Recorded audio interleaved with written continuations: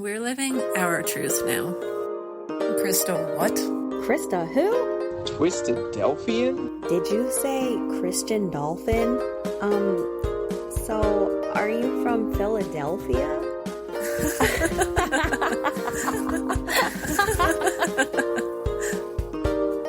Welcome to the Life After Leaving podcast, an ex-Christadelphian podcast.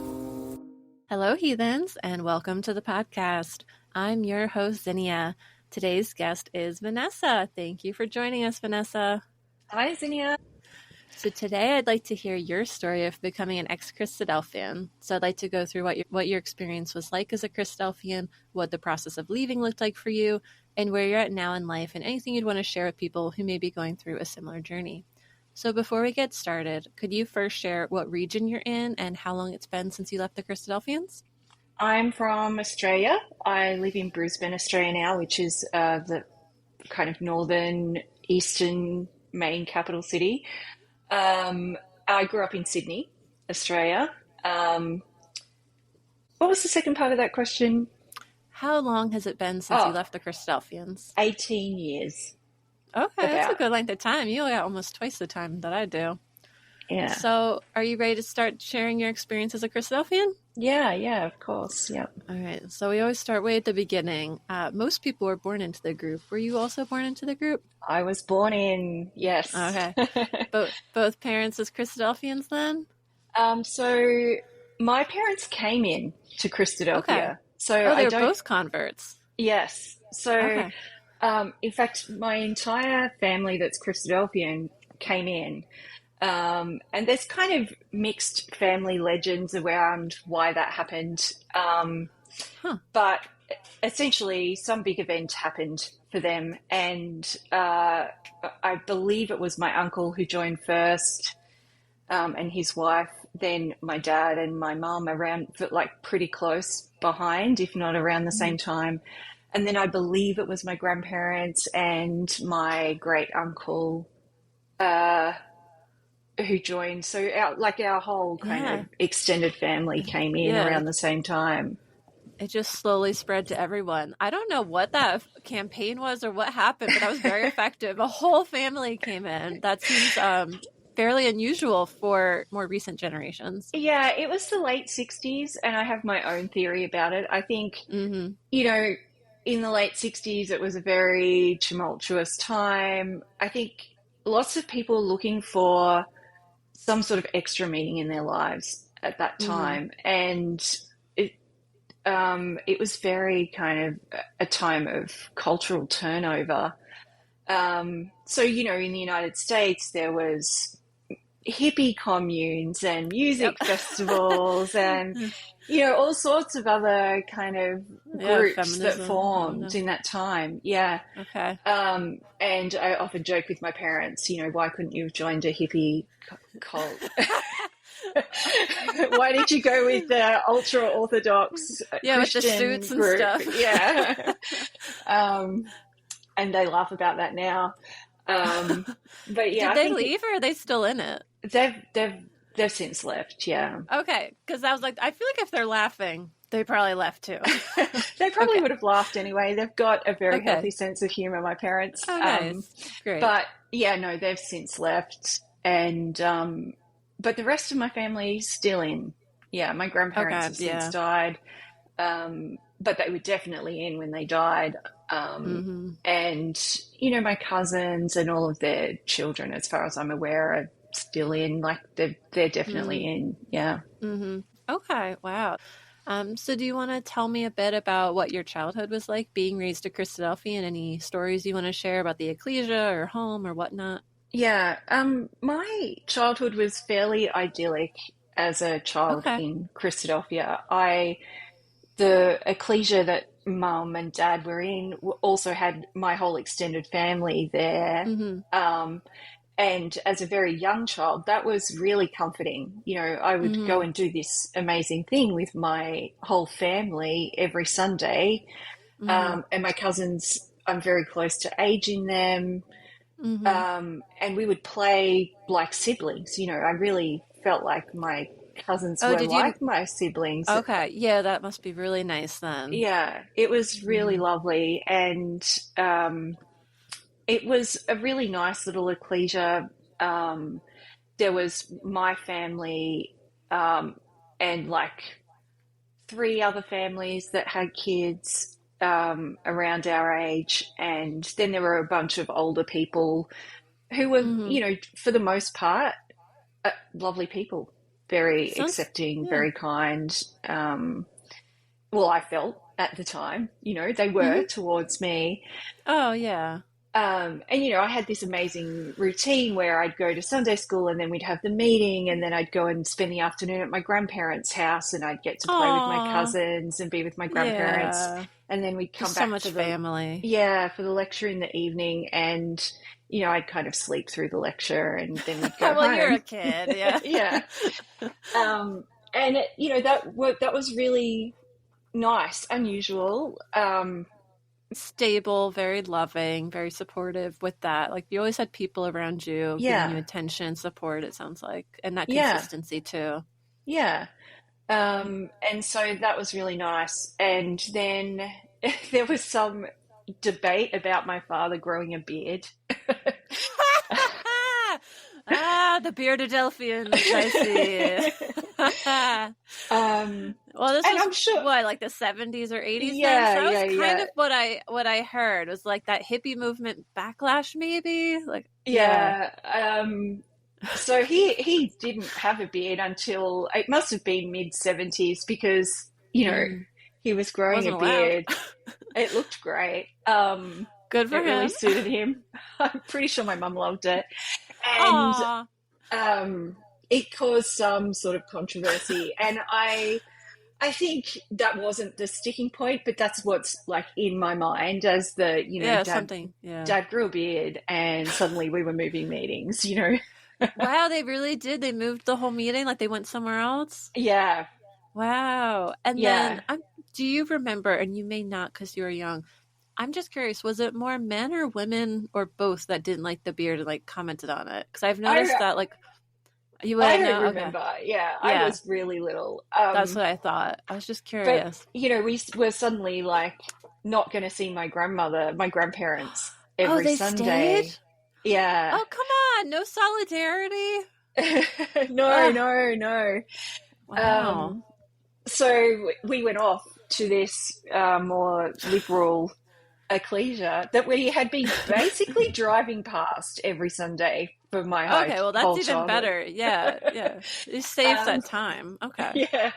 And we joined there, and it was amazing. It had a really huge Sunday school. I think there Okay. was something like 65 kids.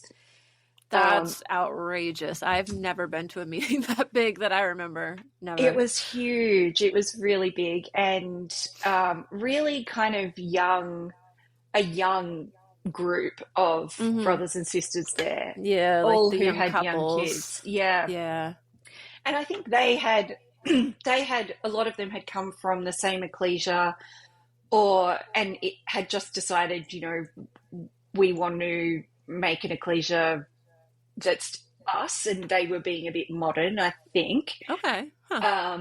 But there wasn't any big kind of split or anything when they Mm. formed that ecclesia, and they were all very of a similar mind, and they were Wow. really quite modern This for sounds the nice. time. Yeah, it was. Yeah. It was really Yeah. nice.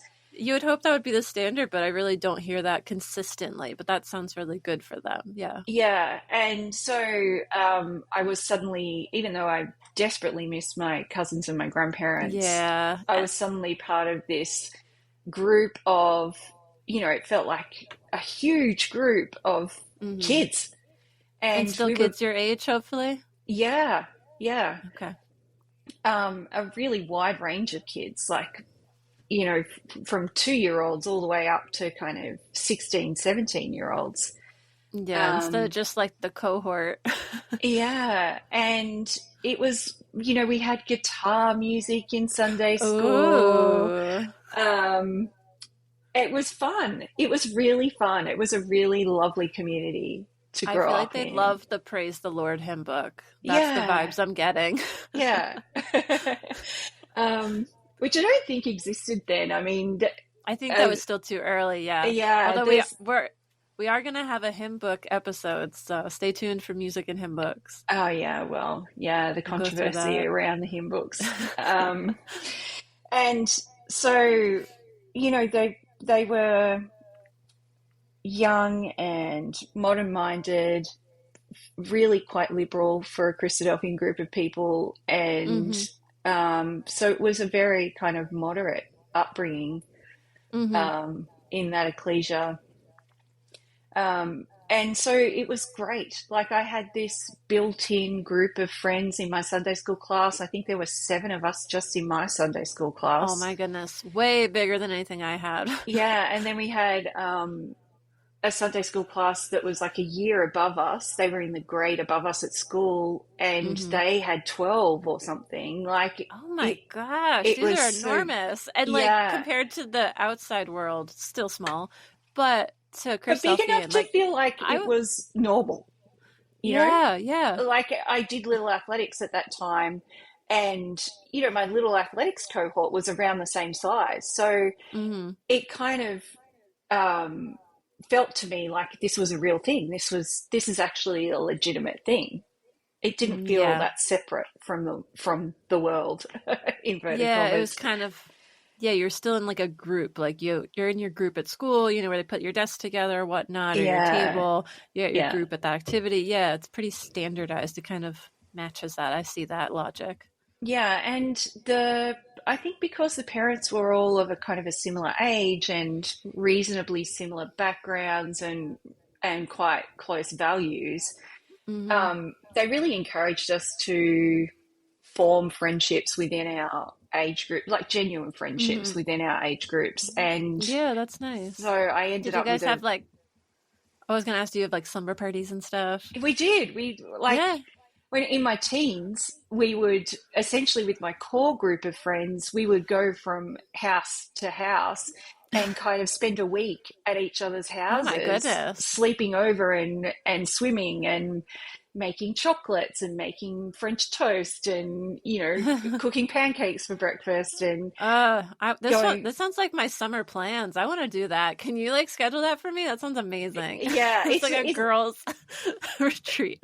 it was amazing, especially for me. Like I think about it now, I was truly fortunate to have that, because had I not had that core community there, I think I wouldn't have developed the friendship skills that I did, Hmm. because we were all forced to accept each other for who we were.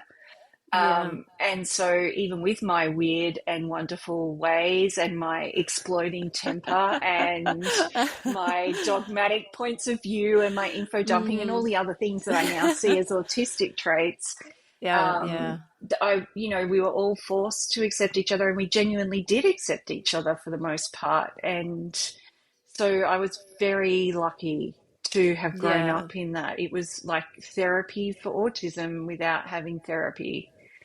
That is because it makes a difference. That's really when your world is shaped. And for a lot of people who are neurodivergent, whether it's autism, ADHD, bipolar, whatever else, they do say that there's research showing that they get a lot more negative messaging. They have a lot more difficulty with relationships. So it's funny because people are like, oh, well, trauma can mimic autism. And then we're like, well, how can you find an autistic person that's not traumatized? Exactly. Because it's almost interchangeable that in childhood, being different, interacting with the world differently, having strong emotions, as you mentioned, different social skills, it can really make you stick out and get bullied and all of that. So that's actually amazing to hear about how positive it was and how nurturing it was to be in a community that was supportive and the difference it makes to be in that community Yeah. as someone with those differences. Yeah. And so, no matter what struggles I had with my friendship groups at school or, at other things that I was involved in, I always had this core group that I would see on Mm-hmm. Sunday, and everything would be fine. It was Yeah. just Oh, so my heart. That's so grounding. sweet. Yeah. Yeah, Yeah. that's wonderful. And so I'm forever grateful for that. And I am forever grateful to all of the aunts and uncles who Uh-huh. made that happen, as well as my parents. Yeah, it reflects Because, their parenting a bit too, I imagine. yeah, and it's something that I really value from my time there, right up until, uh, you know, I was in my 20s, really. Mm-hmm. Okay. Next, I'd want to know about your baptism. If you were baptized, what age that may have been, what may have led up to it. Yeah, I really wanted to be baptized when I was 13. Okay. Um, and I think that's yeah, a neurodivergent thing again. It was very obvious to me that, this is how it was. The thing I needed to do was be baptized. I Yep. wanted to be in the kingdom. It was very black and white for me. Yep. So why wouldn't I get baptized? And mum and dad freaked out a little bit. They were Really? Because like, you were this so is, young? yeah. Oh, that's Um, nice of that. I'm glad they were kind of protective, it sounds like, of you. yeah, they were like, this is a really big decision, Vanessa. This is going to affect you for the rest of your life. Yeah. Obviously, we're really happy that you have the beliefs that you have, but let's just slow your roll, kind of thing. Okay. So I went through kind of a very slow process of preparation for baptism. Then a couple of other people wanted to be baptized who were older than me around the same time. So we did like a weekly baptism class with one of the Mm-hmm. lovely brothers there. And eventually I was baptized. Well, actually, one of our peer group died in a terrible accident. Um, and I think at that point, well, I remember driving home from the funeral and dad saying, "You can be baptized." Yeah. Yeah. Yeah. That's very Um, sad. it was really a very sad and tragic event for our whole ecclesia. You said, was he in your group or was he in your ecclesia? He was in our extended peer group. So Okay. he went to an ecclesia in the south of Sydney, but his parents were friends with all of our parents, and he would visit quite often. He was a very close friend of two of the people in particular in our ecclesial kind of, Okay, they're part of a little group. yeah, yeah. And so his death really affected them enormously. And um, this young person and I had kind of connected in the months before he died, and we'd been planning for me to go and visit him where he lived. And yeah, it was a very sudden. He was hit Hmm. by a car, and it was just awful. Yeah. Yeah, that's one So of those awful ones when it's someone young and healthy and just out of nowhere. yeah, and so Dad, I think at that point was like, well, let her get baptized. Can I ask the awkward but kind of bombshell question for Christadelphians? Was he baptized when he He had passed was away? not He baptized. was not. No. Okay, because that is a sticking point and has caused like splits and stuff, as we've talked about recently, actually, in the ex-Christadelphian group. Was Yeah. some groups, they say, oh, well, if you weren't baptized when you died, that's it for you. Yeah. And I think the general belief, it was never explicitly talked about, but I think the general belief was that he was still of an age, he was not of an age of responsibility. And so he was pretty much covered by his parents. I think that was the Okay. kind of belief that That's was good to carried hear through around that. that, yeah, that some people were in that more progressive view, more so than the traditional view, because it sounds like some people have been kind of traumatized by being told that, oh, no, that person lost their chance. Sorry. Like, they, and it feels very almost like inhumane or unempathetic to Yeah. tell Cruel. that to Very people cruel. who are grieving. Yeah. Yeah. So I'm glad that that wasn't that experience. Again, it sounds like there was a lot of love around you, and for that person, their family, fortunately, going through something so terrible like that. Yeah. So I got baptized. I think I made it to 16 before I was baptized, 15 or I mean, that's 16. still, yeah, like 3 years potentially of waiting and studying. Yeah. Oh, Yeah. And so, yeah, I was really happy to be baptized. It felt like I was formalizing my attachment, my belonging to the group. That felt good. I was a true believer. I had no doubts when I was baptized. It was, definitely my belief set. All right, well, this is going to be an interesting story then, because it turns out you left. It all sounds so ideal right now. I'm like, I don't see any of the foreshadowing yet. Usually there's something. You're like, nope, I was happy. It was great. Do you want to talk at all about your time as a young woman after your baptism? Anything specific that you want to share? Responsibilities, Sure. memories, weekends that you went to, Bible schools, anything like that? Yeah. So at around 16, 15, 16, I had a feminist awakening. Ooh, here it is. I started to look around the world and think, women just get treated really badly. In this community here, you still saw something? Yeah. Even in the wider world, I was seeing that women generally get treated really badly. Okay, so it wasn't just in the ecclesia. That's what I was curious about. Okay. No, and even in my own family home, sorry, mum and dad, but my mum decided that she wanted to go to university and study. Good for her. And she, dad said, well, you can do that, but it will not be affecting my life. You need to work around how our life is now if you want to make this happen. And even that was like, excuse me? Like, what? This is not cool. This is not fair. And there's that justice, injustice kind of thing. And so, and like, going back a few steps when I was about 9, 10, I realized that I was going to go through puberty and I was going to be a woman. I was like, well, this is bullshit. Sorry. I don't care. I mark all the episodes explicit. We talk about all kinds of stuff. So I don't want to be a woman. There's a bunch of things that happen that come along with being female that I don't really think are fair. That's not me. And so, had I been a 9-year-old now, I probably would have been saying to my parents, well, I think I'm a male in a female body. It was that strong. I really didn't want to be female at all. It's interesting how aware you were of that, but I've definitely had almost a similar line of reasoning, not quite that same one, but just that if I had been able to choose like my chromosomes at birth, I probably would have chosen a man just for the simplicity and ease of my life that I wouldn't be able to have being a woman. And I think in some ways being raised in a very kind of fundamentalist Christian group where those gender roles are very defined was kind of helpful in that time because it gave me a very clear, okay, this is what I have to do to be female. There was no kind of questioning around it. It was just like either you accept it and work out your version of it, or it's not going, there is no alternative kind of thing. It's kind of conform or else. Yes. Yeah. So that, in some ways that was really helpful for me because I did have to at a very early age go, okay, well, this is my version of female and get comfortable with it pretty quickly.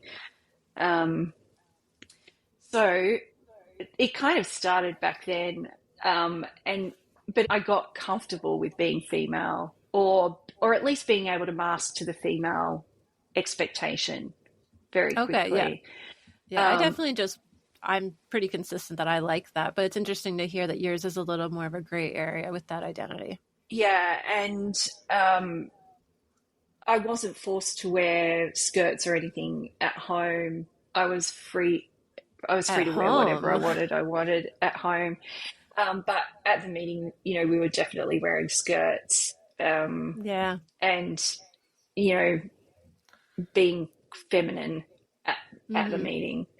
But at 16, I kind of went into my power 80s era and decided to embrace feminism in a big way. I had the huge shoulder pads. I, really Did you have the big perm with the poofy hair? Yeah. Oh, okay. Yeah. Even went a step further and went the power perm on top and the short hair to the sides, Okay, you were rocking it, huh? Yeah. So, like I say, I found my own feminine identity Mm-hmm. within that, and luckily for me, the ecclesia were like, "Wow, look at that dress. That's pretty out there, but she's here, so you look Yeah, great, she's here and Vanessa." she still has a dress. So, all Yeah, right. Yeah, I've yeah. probably pushed the envelope a little bit at my ecclesia growing up too with the outfits. And then as I got into my kind of late teens, around 18, 19, I really embraced the feminine role within Christadelphia. I Hmm. wore drop-waisted dresses in floral prints. I Very feminine. um, very I really did look to be the female role and find value in that female role. Mm. I taught Sunday school. I um, was involved in organising young people's activities, and really, I know Leah talked to you about the committees in Sydney. Yeah, Um, all the committees. You guys are so active. yeah, I was involved in whatever committee I could be. I was involved in choirs. I was involved in anything I could be, and really embracing that supporter role. The Hmm. young men around me were all getting baptized, and I saw it as my role to support them to be the best they could be. Mm. Um, and, you know, hoped to find a partner within Christadelphia by doing that, which was not to be because, I was weird and autistic. You can't take the It's autism hard out of that the way, isn't girl. it? Nope. No, no, no, no, no. Everyone sees it even if they don't know it. They're like, Yeah. something's there. And they're like, I just don't have the word for it. Autism. Yeah. That's the word for it. Yeah, and even when I got a bit of a glow up, I got a bit of a glow up in my early 20s, and some Mm. boys started noticing me, and they would say to my bestie at the time, "Yo, who is she?" And he'd go, "Oh, that's Vanessa. She's really cool. She's like one of my best friends." Aw. And they'd come to talk to me, and I'd be like, very awkward conversation, Cannot compute. or completely domineering, or like find a Okay. topic that we had in common and suddenly be info dumping on that person, and they'd be like, Uh-huh. "Yeah, Vanessa is so weird." So Aw. I didn't really Yeah. find that, the romantic partner that I would have liked in Christadelphia. I went into the work world and found the person who became my husband. Okay. Nice. And so we met at work, we started dating. He was Catholic, and Ooh. he had been an altar boy until he was till he'd left school. He was Okay. very, very Catholic. But you almost had that in common of both We being did. somewhat devout. Yeah. Yeah. And that was one of the things that drew us together, was that we had a very strong Christian belief. We both understood each other's dedication to what we did around our religion. Like a mutual respect. Yeah, and we liked talking about our religious beliefs, and we liked debating them, and we liked coming to a common ground Very on them. intellectual. Yeah. Yeah, yeah. As well as having lots of fun. I mean, his group of altar boy friends were a bit wild, and they'd all partnered up, but we were all, Christian. We were all Christian believers. It was a really nice group of friends. And he started to come to things, but he was pretty clear. I'll support you in your stuff, and I'll come to things, but I'm not going to be baptized. I was like, well, that's down to God, really. Okay. Yeah. Judgment Day is going to happen, and I know where I am. Like, Yep. I know where my beliefs are. I'm good. I got that out of the way. Yeah. No sprinkling for me. I got the full baptism. Yeah, exactly. Like almost exactly the words. And so, we, after being together for a few years, we decided, well, we're going to get married. And so obviously that was challenging for the ecclesia, Yeah, yep. They Classic. they were amazing. They were truly amazing through that whole thing. They initially sent my bestie to have the chat with me about being unequally yoked. Unequally yoked. Everywhere in the world, we've heard that phrase. And I kind of said to him, look, pal, I love you, but you and I both know that we have lives outside of Christadelphia, and for them to be sending you to give me the chat is kind of Ooh. insulting. Send a real brother. Oh, girl. Wow. Damn, I wish I had a moment like that where it's like, hey, pal. Damn, I love this. Which was terrible for him, I'm sure. I'm sure he felt awkward, but I love how empowered you are in that moment. That I'm very impressed.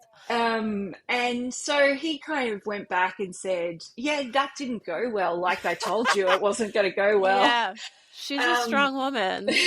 And so it was his dad who eventually kind of sat down with me and said, look, Vanessa, obviously we have concerns about what's happening here. Marriage is hard enough, but marrying someone who isn't part of Christadelphia is adding a whole other layer on top of that. And we're worried about you. Like, because your top priority should be the Christadelphians and your religious, spirituality and all that. Yeah. And his dad is a very genuine person, and I still really love that man a lot and really respected the way he had that conversation, because that's good. I don't think for him personally it was about having the Christadelphians as the top priority. I think for him it was genuine concern about my entering into a marriage that he felt was going to be extremely challenging and probably doomed to fail. Not that he said those words, but I just seem so surprised because, you've already been dating so long. You already know this person so long. They've never hindered you. They've never shown signs of not being supportive. So what is that based on, if not the assumption that your relationship would be better if he was a Christadelphian, or if you had chosen a Christadelphian, even, though we've heard of not every Christadelphian, is a perfect angel, just because they're a Christadelphian. So that's what I wonder is, like, what is that based off of, except an assumption that he's going to pull you away, the unequally yoked argument?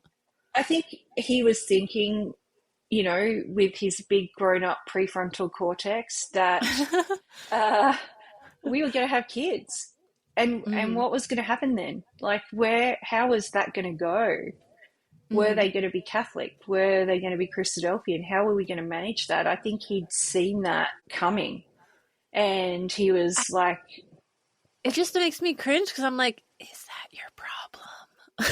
Yeah, no, absolutely not their problem. Like, I can't imagine a stranger coming up to me and my fiance and being like, hey, I don't think you should get married because I have an opinion about your imaginary children. Like, how do you even know if we want kids? What are you doing in my relationship right now? Like, I think being outside of Christadelphia now, you get more and more aware of, like, where it feels like overstepping, but culturally it's very normal.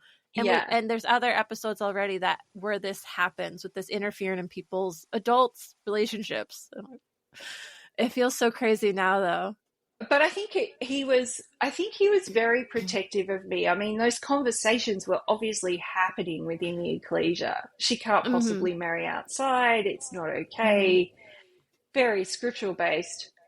I think he was very protective of me and not having that conversation directly, but actually just engaging in, this is how I'm concerned about, like, what's going to play out for you. If you want to be part of Christadelphia, this is going to be difficult. People are going to get difficult.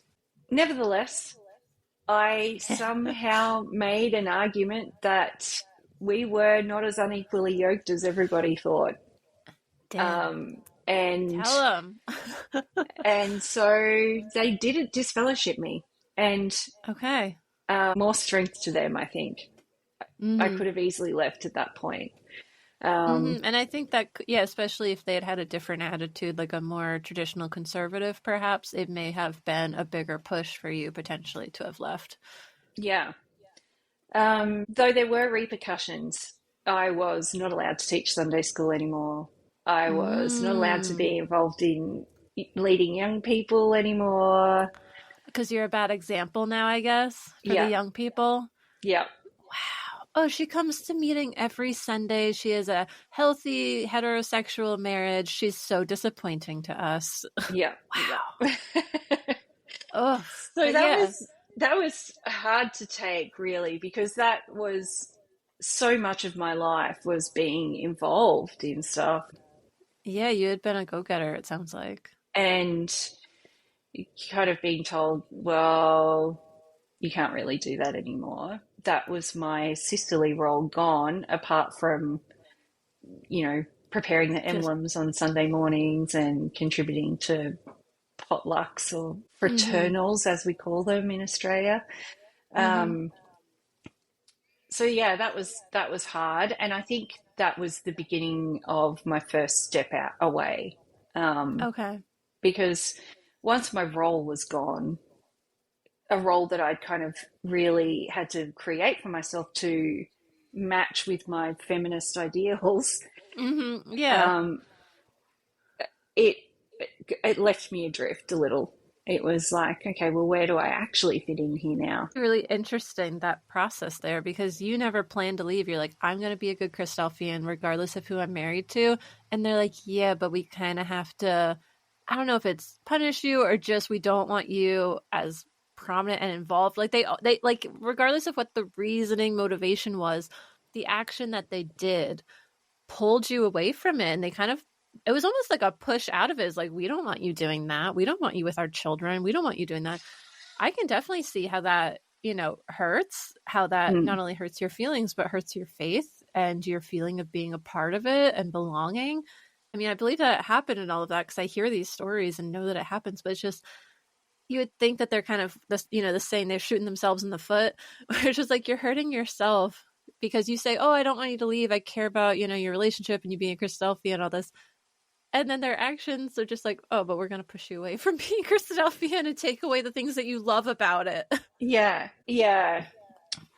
So that was hard. And soon after that, my husband got the opportunity to transfer to London for work. So Ooh, we jumped at that. that sounds great. So that was my first period of being really only one toe in to Christadelphia. I went to the meeting not very frequently in London, and I never really found a meeting that I wanted to attend regularly there. There was a bit of a culture shock, even just Yeah. from Australian meeting to UK meeting. Was there Um, anything specifically that you remember that stuck out to you? Weirdly enough, the children went out for Sunday school during the meeting. And that was the thing where I was like, what, hold on, why are they doing Sunday school while we're in the meeting? It made perfect sense because they were children. But I was like, hold on, I had to suffer through this. Oh, yeah. Where are That's they learning smart. their discipline? Yeah, I always had to sit through the meeting too. We did Sunday school before. There's adult and kids Sunday school. Okay, I Yeah. have heard, I think Amy said that she's been to a church that does that, where they do that, but that was since leaving. Okay, so that's an interesting one.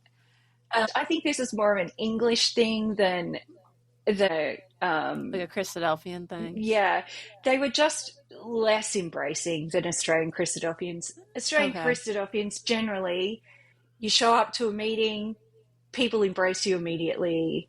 Um, Mm-hmm. they want to get to know you. They invite you to all their things, and you can kind of, you know, be part Yeah. of whatever their thing is. Even across Logos and Shield divides, you know, when I was in my late teens, our whole friendship group made a kind of big bid to unite the Logos and Shield young people. And so we started going to each other's activities. And Mm, generally, we were all embraced by each other, even that's though good. we knew that there was this, you know, big divide there. Yeah. They just weren't as embracing. And I, you know, having lived in England for 4 years or so after that, I realized that's more of an English thing than a Mm-hmm. Christadelphian thing. But it just made the transition harder. Yeah, just the culture itself. I get Yeah, that. yeah. So we had a period where there was not a lot of attendance. Daniel never came during that time. Oh, your husband Um, never came? yeah, yeah. And so we then decided to go backpacking for a year around Mediterranean Europe, and that was amazing for me. I did the kind of That sounds biblical, amazing for anyone. That's yeah. awesome. But my beliefs were still so strong at that point that I did all of the biblical things around Mediterranean Europe. I mean, I Like made reading a your Bible every day and all that kind of stuff. yeah, made sure I got to Ephesus, made sure I got to all of these, like, Oh, even like the cultural sites, you mean? yeah, Oh, okay, yeah. yeah. Made sure I got to all of the important New Testament places that I could get to Mm-hmm. within Mediterranean Europe, and would read the New Testament stuff while I was there, the relevant, Mm-hmm. The stories and relevant bits, chapters. yeah. Yeah. And during that time, my husband and I had a lot of conversations about my Christadelphian beliefs. And as that trip was coming to a close, we were kind of thinking, well, we probably are going to have kids when we get back to Australia. We're probably going to raise them Christadelphian. And so he decided to become Hmm. baptized. Um, Whoa. yeah, That came out of left field. Interesting, huh? yeah. So he was baptized in Ireland. I guess um, that makes sense when you grew up in Australia and moved to England. yeah, we were in Ireland. We were visiting with my cousin who was living in Ireland at the time. There was some other friends there who came from our ecclesia in Sydney, and Daniel said, "I want to be baptized," and so they examined him and baptized him. And by In examine, you mean they gave him like the baptismal exam and he passed, right? Yeah, Just for anyone who's not familiar with Christadelphian terminology. yeah, They're yeah. like, what does that mean? He passed the test. Yes. Well, I mean, you've Um, been preparing him inadvertently for many years, it sounds I like. had been, yeah, yeah. We then got the opportunity to go and live in America for a couple of years. Globetrotters. Okay. Yeah, I'm so not that was surprised by anything at this point. we were headed back to Australia, and we Wait, what part of the United States did you live in? so we were backwards and forwards from San Francisco for around Okay. 6 months, like a Okay. bit longer than 6 months, and then we were in Arizona, Scottsdale. Ooh. Oh, wow. Okay. Interesting. You're all over. Okay. Yeah. So while we were in San Francisco, we went to one of the Bay Area ecclesias there, and that was really lovely. Very, very similar to my home ecclesia from Sydney. Um, Really lovely group of young adults there, and we made some close friendships there. Um, and then we moved to Scottsdale in Arizona, and we linked up with the Christadelphians there. I think they were in Glendale at the time, Mm-hmm. meeting in like a small community hall, and then it got moved to one of the brothers' homes. Um, and I fell pregnant there. So they didn't have 65 children in the Sunday school. No, no, That's what it nope, sounds like. nope. There was, I don't know, 8 couples, maybe Yeah. a bit bigger. But again, some really lovely, beautiful people, very, very genuine people, and really welcomed us, really looked after me. I was pregnant while we were in Scottsdale. I found out I was pregnant the day we moved to Scottsdale. Oh my And, goodness. they were very supportive during that whole Yeah, time. that's a big life transition even for you. Yeah. But my daughter was quite ill when she was born, so we decided to move back to Australia soon after she was born. Yeah, I And don't blame you. yeah, and we went back to, of course, my home ecclesia. Naturally. And so Guess what? He's been baptized. he's been baptized. It's I'm all, teaching Sunday school again. yeah. Yeah, there was kind of a whole new level of acceptance because he was Mm. baptized, and Hmm. everything was hunky-dory and wonderful. That's the word I just came up with in my head too, but I was like, don't say it. She's going to come up with something so much more concise. And then you're like, hunky-dory. Yeah. Yeah. And so we got on with being good Christadelphians as a young married couple with a baby, and still waiting for some foreshadowing. a lot of my things sound so good. A lot of my peers were also having children, so we were kind of, you know, doing the intergenerational thing, and so that felt really good, except that I now had a completely different view of the world of my peers. I'd traveled the world. I'd lived in a lot of cultures. I'd worked in information technology right at the internet boom. My whole view of the world had changed. Mm-hmm. And I was definitely a feminist at this point. And so I was looking to change the ecclesia from within. Ooh. And so I was really wanting to get more of a voice for females within the ecclesia. What were you picturing best case scenario with that? Like, what were you thinking? What would have been nice? I think in the beginning, it would have been nice to just have joint classes where sisters could speak. And I think we might have even gotten to that point. I can't quite remember. Wait, you even mean it like the Bible classes during the week? Yeah. Where they could go up to the podium to speak? Well, our Bible classes were quite informal. So, did you do like a circle or something? Yeah. Okay. Wait, so to like lead, or you couldn't speak at all? I'm just trying to understand. To lead. Okay, yeah, to sisters, lead it. Okay. It was okay for sisters to ask questions and stuff during Bible class by that stage. Usually that's the case, but not always. So that's why I wanted to clarify, just in case. But I guess I was pushing for equality, really. Like, I knew it was going to take years and years to get there, but that's where I was pushing. But by this stage, the ecclesia that I had been born into had closed, and a lot of those people had joined my home ecclesia. Wow. And so it had become more conservative by nature. Yeah. And that's the thing. Ecclesias always change as people grow old, as they move, as they come in. It's incredible how much flux there is. So everything's like a time capsule in all of these, because the ecclesia could be completely different today. Yeah. And a lot of the more liberal thinking people from my home ecclesia that I grew up in had actually started a new ecclesia that was extraordinarily liberal. Like, really liberal. Okay, cool. I think Leah might have mentioned them actually in her interview. She might have spoken at one of their meetings. They welcomed sisters speaking. They, women were just seen as believers of Christ, not subjugated under men. I don't know why I didn't go to that ecclesia. Seriously, they already were doing what you were thinking, like, would be great. So I'd be curious. I'd be like, hey, I'm just going to pop out there for a weekend, see what's going on. And I think this speaks to some of the social connection and cohesion that keeps people in Christadelphia.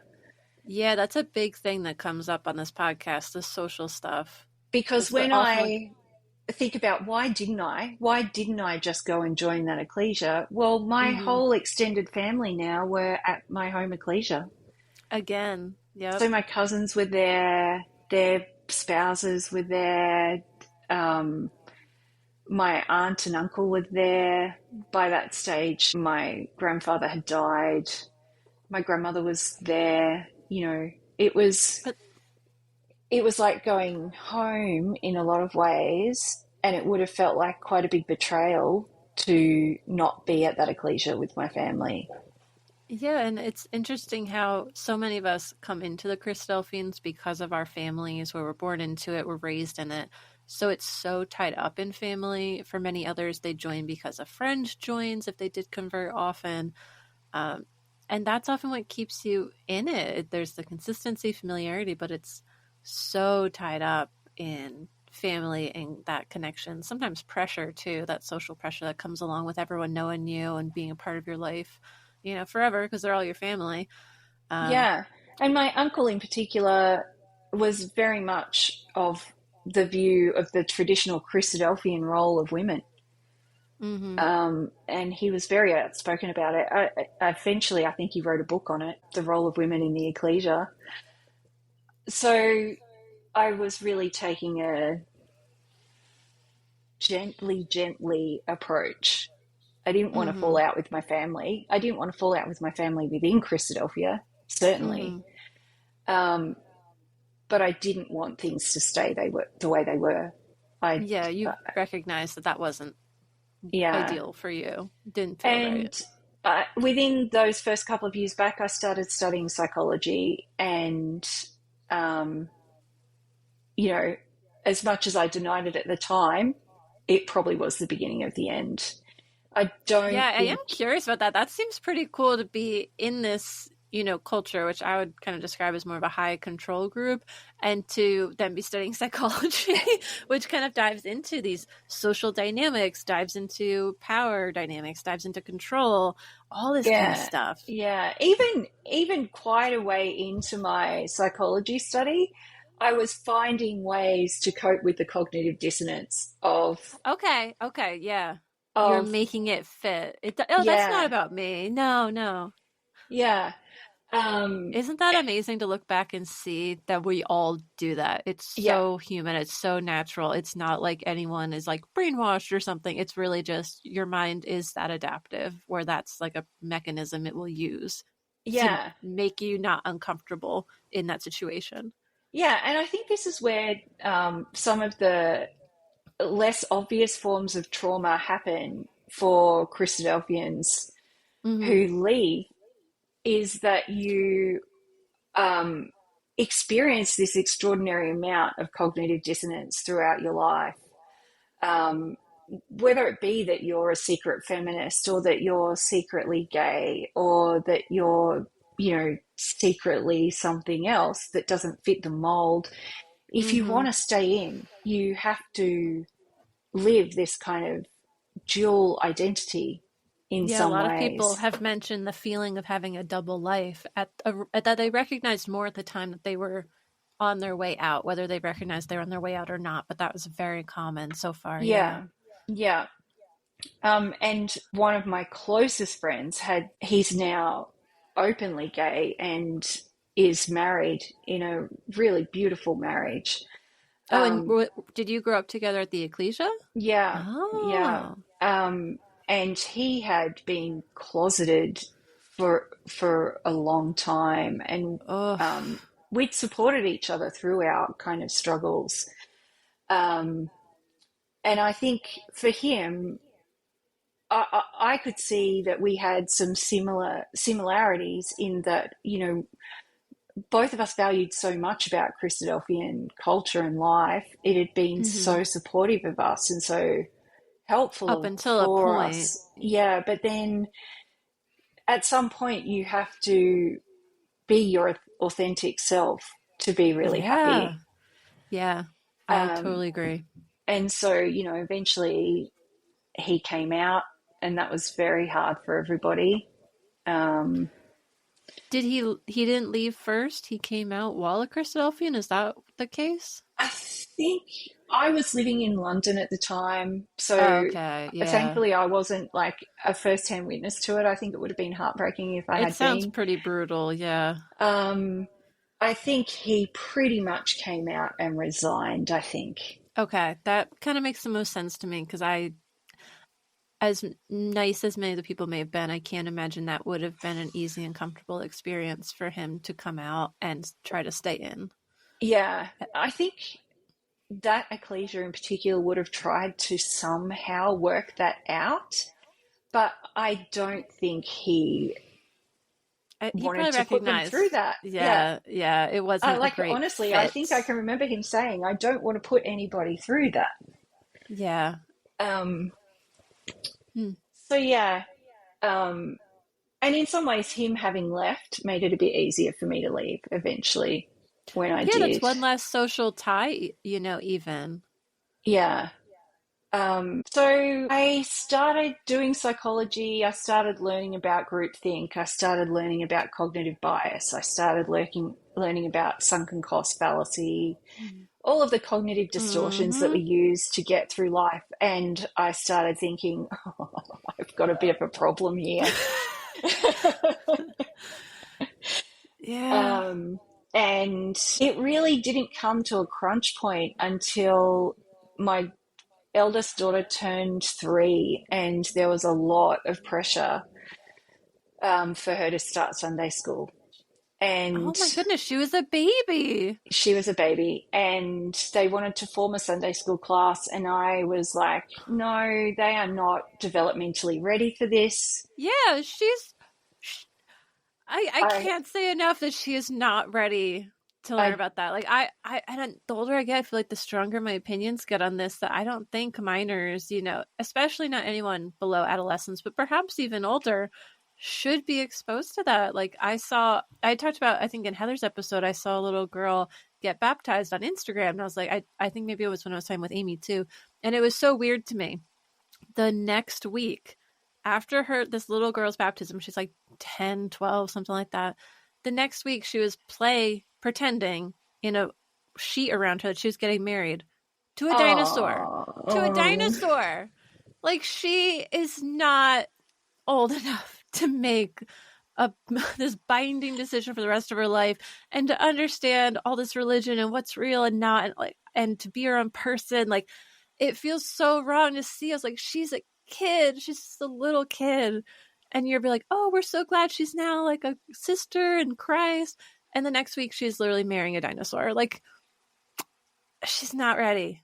yeah. And She should not be. I'm a The adults have play to say no. I'm a play therapist now, Zinnia, so that gives me a whole other set of heebie-jeebies Ooh. hearing that. Yeah. So I had this moment where I was really very uncomfortable. I'd already Mm. in the preceding years tried to get a creche going so that the kids didn't have to be silent and still during memorial meetings, so that Mm-hmm. women didn't have to feel like they were excluded because their child was being a child, um, Yeah. taking them out of the meeting, and so that women didn't have to miss out on their spiritual nurturance Mm-hmm. because their child was being normal, you know. Yeah. Because they're um, moms now. Yep.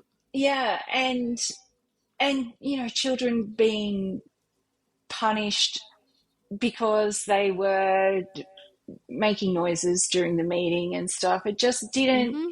sit well with me at all. So I went less and less. If my daughter was having a hard time on a Sunday morning, I just didn't go, or my And husband that's didn't already a go. bold step. Like, I don't think people realize that that's a statement already, that the Yeah, pressure is on to be there. People ask where you were. People ask your husband where you are. If he goes and you're not there, like, they will notice immediately. And yeah, people notice if it becomes a trend too. yeah. And he had also decided that he was not going to be exhorting either. He was not going to take a leadership Oh, role okay. in the ecclesia at all. Whereas I was, you know, back on committees, Yeah, you back were always very organising involved. things. Yeah. Yeah. Um, trying to do fundraising for mission things that were going on. My cousin had organised for a huge group of young people from Australia to go over to Africa and build things and, Oh, wow. um, do some mission work over there. And it really was around helping people as opposed That's to trying to good. convert Yeah. people. I mean, Okay, the hope that's was nice. always there, Yeah. right? Yeah, I mean, there's an incentive. But it was very much let's lead by example, and then hopefully Mm-hmm. when they ask us, well, why are you doing this thing, Mm-hmm.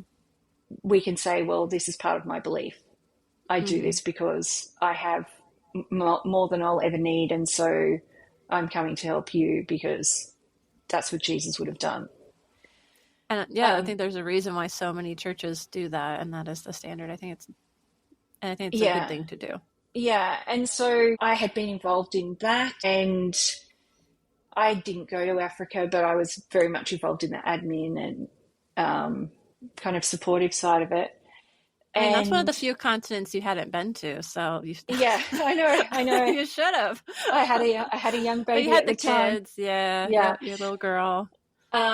And you know what? I started reading more widely, and I started reading Philip Yancey. Have you ever read any Philip I don't Yancey? think so. You'll have to send me a recommendation. I can always put in the show notes for whatever you recommend. There was a book that he wrote that's called "What's So Amazing About Grace," um, Okay. and it was really talking about uh, Christianity as a grace-based belief system, Okay. and that it really wasn't about works. And Faith so without works, though. Faith without works. faith without works, imagine. And so that had me challenging my beliefs around why was I doing all these committees? Why was I doing all of these acts? Why did I show up every Sunday? Oh, You know, wow. Big picture stuff. yeah. And then I read Richard Dawkins' The God Delusion. Oh, he's a popular one on this podcast. And the reason I read it was because I foolishly and very egotistically thought, I'll read this book and I'll I'll write a disprove reply. it. I'll write a Yeah, well, I reply. trust that you are smart and outspoken enough to have that gumption. Yep, I believe it. Um, and it really brought me undone, that Oh, book, wow.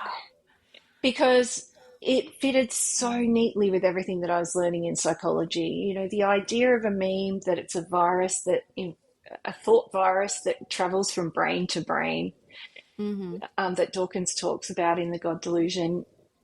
I was like, oh, this fits with human psychology so well, and I Mm-hmm. am well and truly infected. Huh. And so I started really questioning everything, Mm-hmm. everything. Wow. And Didn't hold back. I was still hanging in at that point. My beliefs were becoming looser and looser around, judgment, and I still believed at that point that there would be a literal return to the Like earth. the And resurrection and all of yeah, that. And yeah. yeah. Um, but my beliefs around who would be judged and what that judgment would look like were really changing. I'd gone Mm-hmm. to a non-denominational Christian school, and I was reflecting in high school, and I was reflecting a lot on the faith of the people around me at that school, and Okay. Yeah, thinking, that's an interesting experience. there's no way they're all out, actually. Like, Yeah, because according to Christadelphians, they weren't baptized. They didn't have the knowledge and pass their baptismal exams. So they're all, heathens. They're outside the gates, gnashing their teeth, all that nonsense, yeah, they're the So, goats. And but you actually know them to see and really kind of speculate. Does that feel true? Does that seem true based on God that yeah, I believe and all of that? yeah. And actually, when you think about the example of Jesus, if you're really thinking about the Gospels, not Paul's letters, Mm-hmm. Oh, yeah. they were kind of looking a lot like the Christian we should be. Yeah.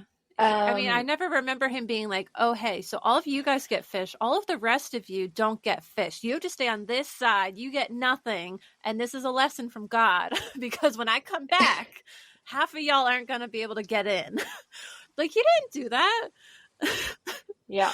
It was Paul who made a lot of rules that dominate And so I Christadelphians. started splitting my belief system between, okay, I can be a Christian because actually the Christ story I'm down with.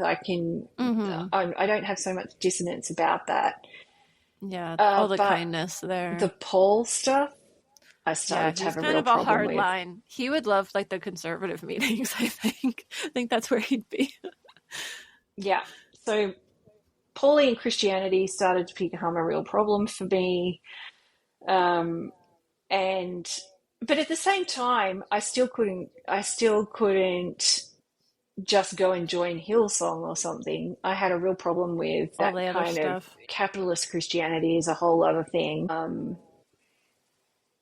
So I was really at this questioning point. But then when it got to the point where they were like, Yasmin's coming to Sunday school, and I was preparing the emblems, and I could hear the Sunday school lesson happening in the room next door. And they were singing that song, Be careful, little eyes, what you see.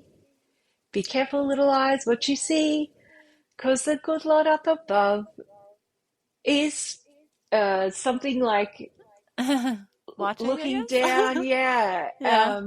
is watching you with love. Be careful, little Ah, eyes, what you see.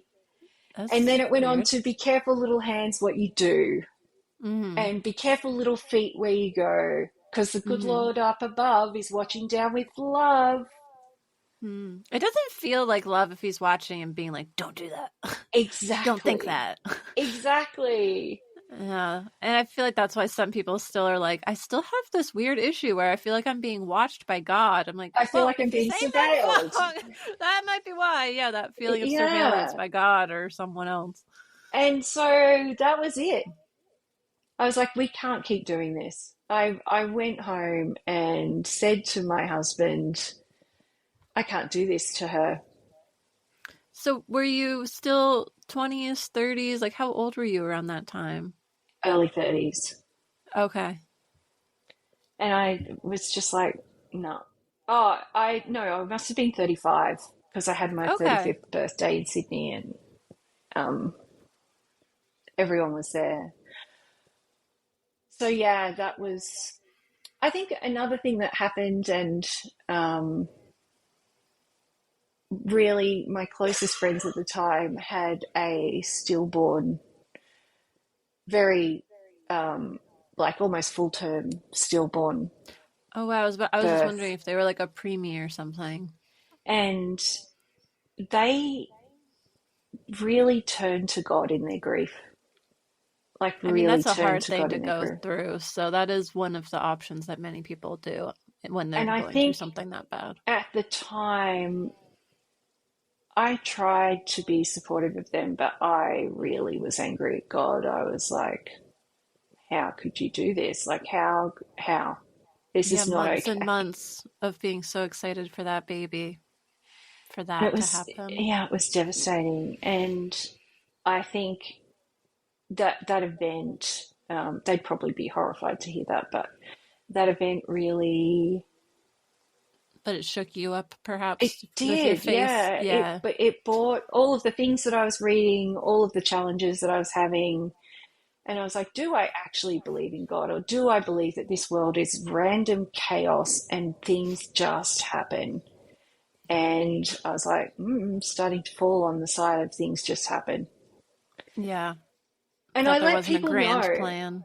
Yeah, I let people know. I let my Sunday school class know. It was an adult Sunday school class by then. I'm I really was going to say, I was struggling. like, that would be quite eye opening for the kids. Um, I'm really struggling. Like I Hmm. don't even know if I believe in God anymore. And they were worried but compassionate. Um, and then when and the Sunday before my daughter this Sunday school lesson happened, there was an exhortation where someone had gotten up and talked about how the world brainwashes us through Uh, advertising and okay. Marketing. marketing, and you know Uh, our kids are being brainwashed one way or the other. So we should I'm be brainwashing our children quite deliberately. no.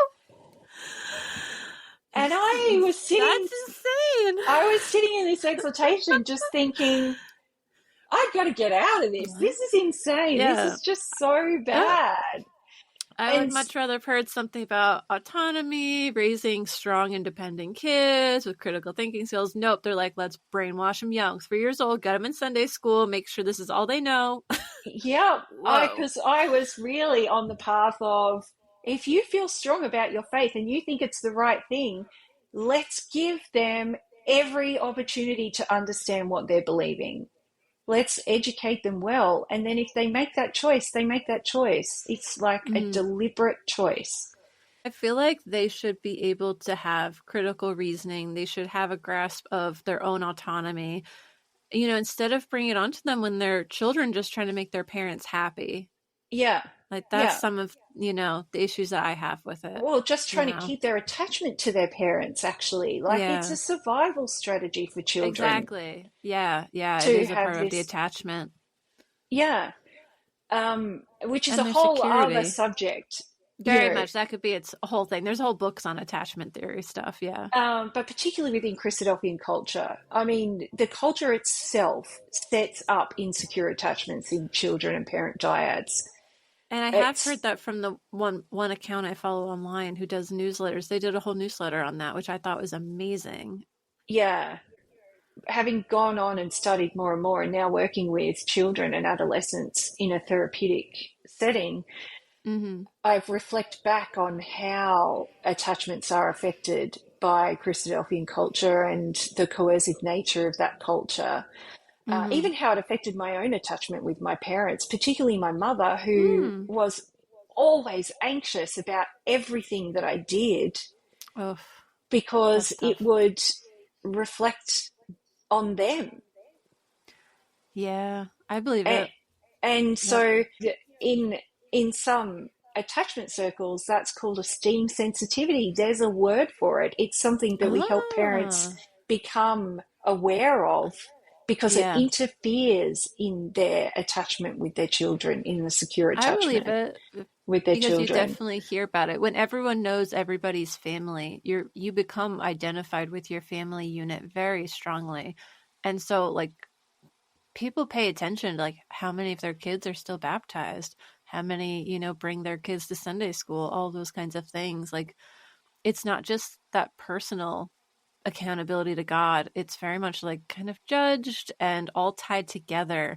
And it does give your family incentive to keep you going, which then means they have an incentive to use coercive tactics and peer pressure and things like that to encourage attendance, regardless of if it is the best fit for the child, who, whether it's adult child or still like a child, who may be going through something. Imagine, a young gay son who's like, oh, well, I have to be a speaker and I have to, marry a woman. She has to be a Christadelphian, and just denying himself in order to make his dad happy. Like, I could definitely, see that kind of thing happening.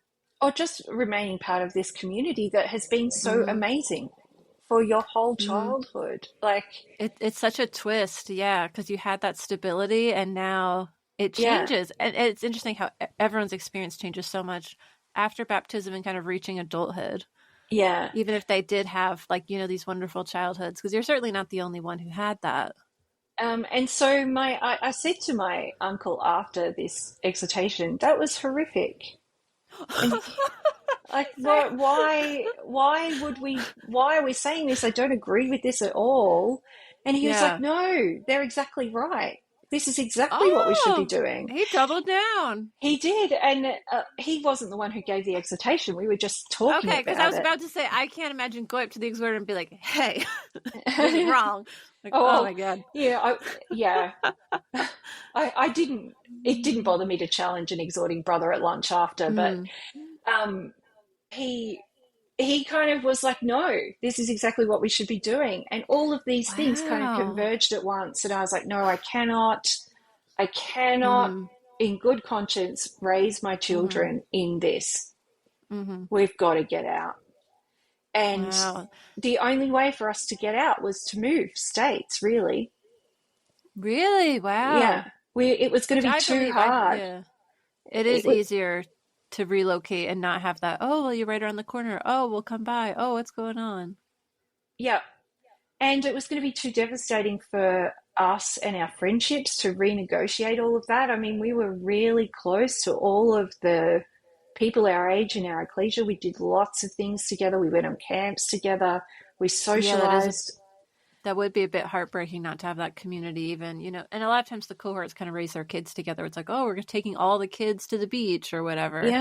Yeah. And so we moved state, which was convenient because my parents had retired much closer to Brisbane than Sydney. And so, we made the move and I just never joined another ecclesia. People reached out to me, very lovely people again, people I'd grown up with. And I just resisted and resisted and eventually just sent a letter to my home ecclesia resigning. Okay. And they said, well, you know, we'll just keep you on the books.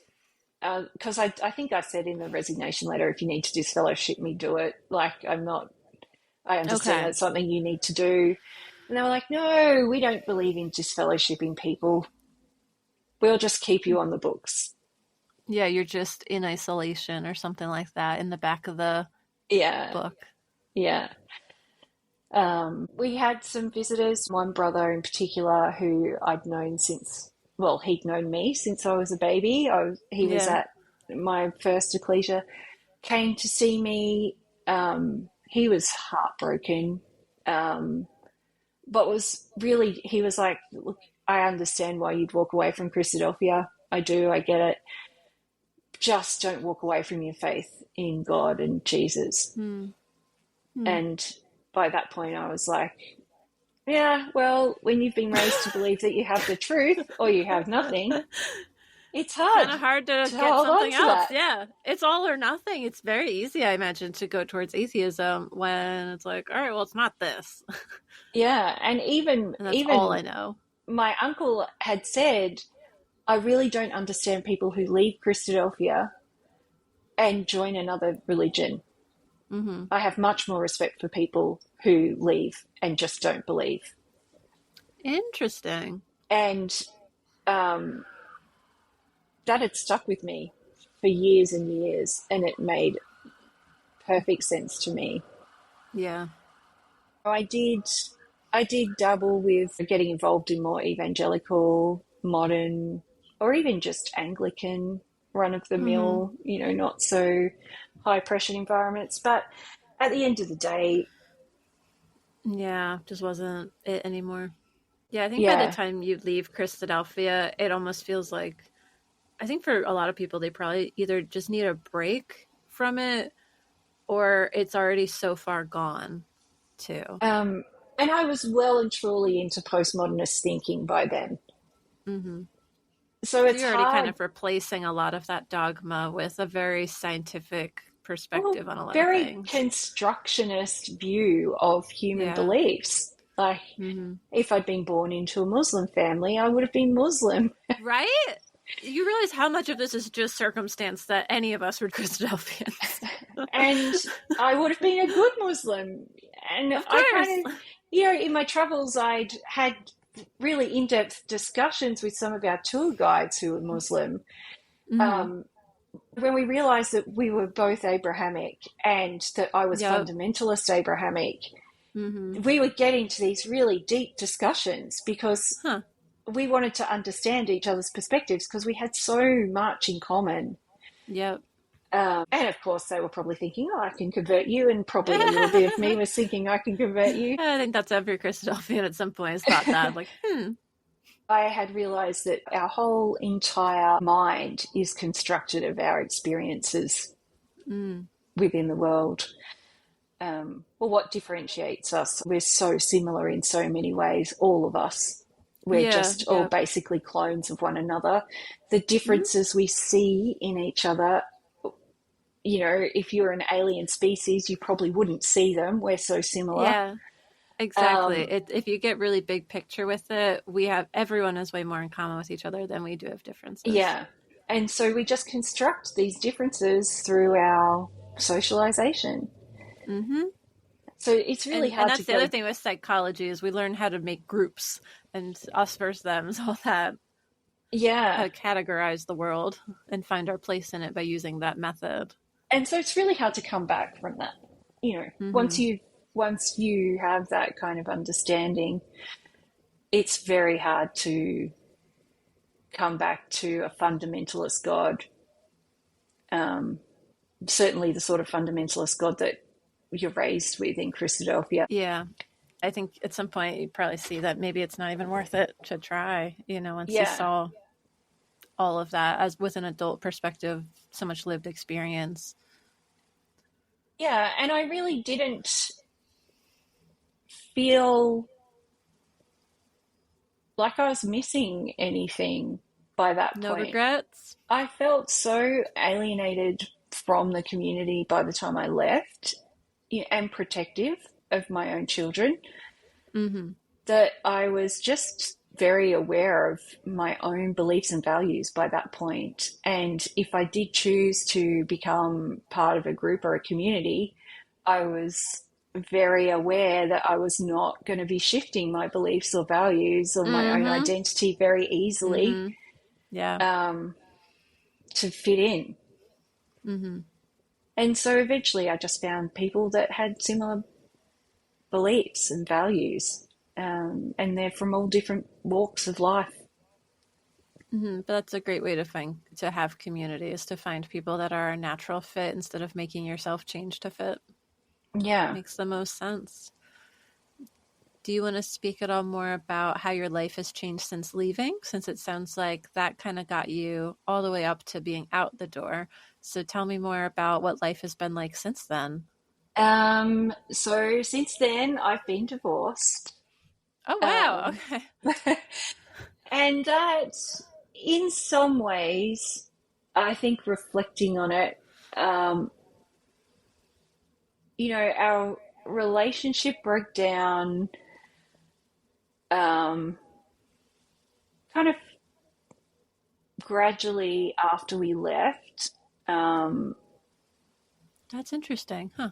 And I think it's partly because our marriage was very much structured around a traditional Christadelphian marriage.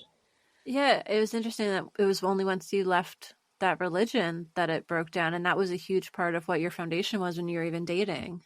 Yeah, and so me shifting from that, you grew. I am not submissive. You changed. Yeah. Yeah, you tell them. And I think, a lot of people who knew me in my 20s would never have considered me submissive. But certainly within my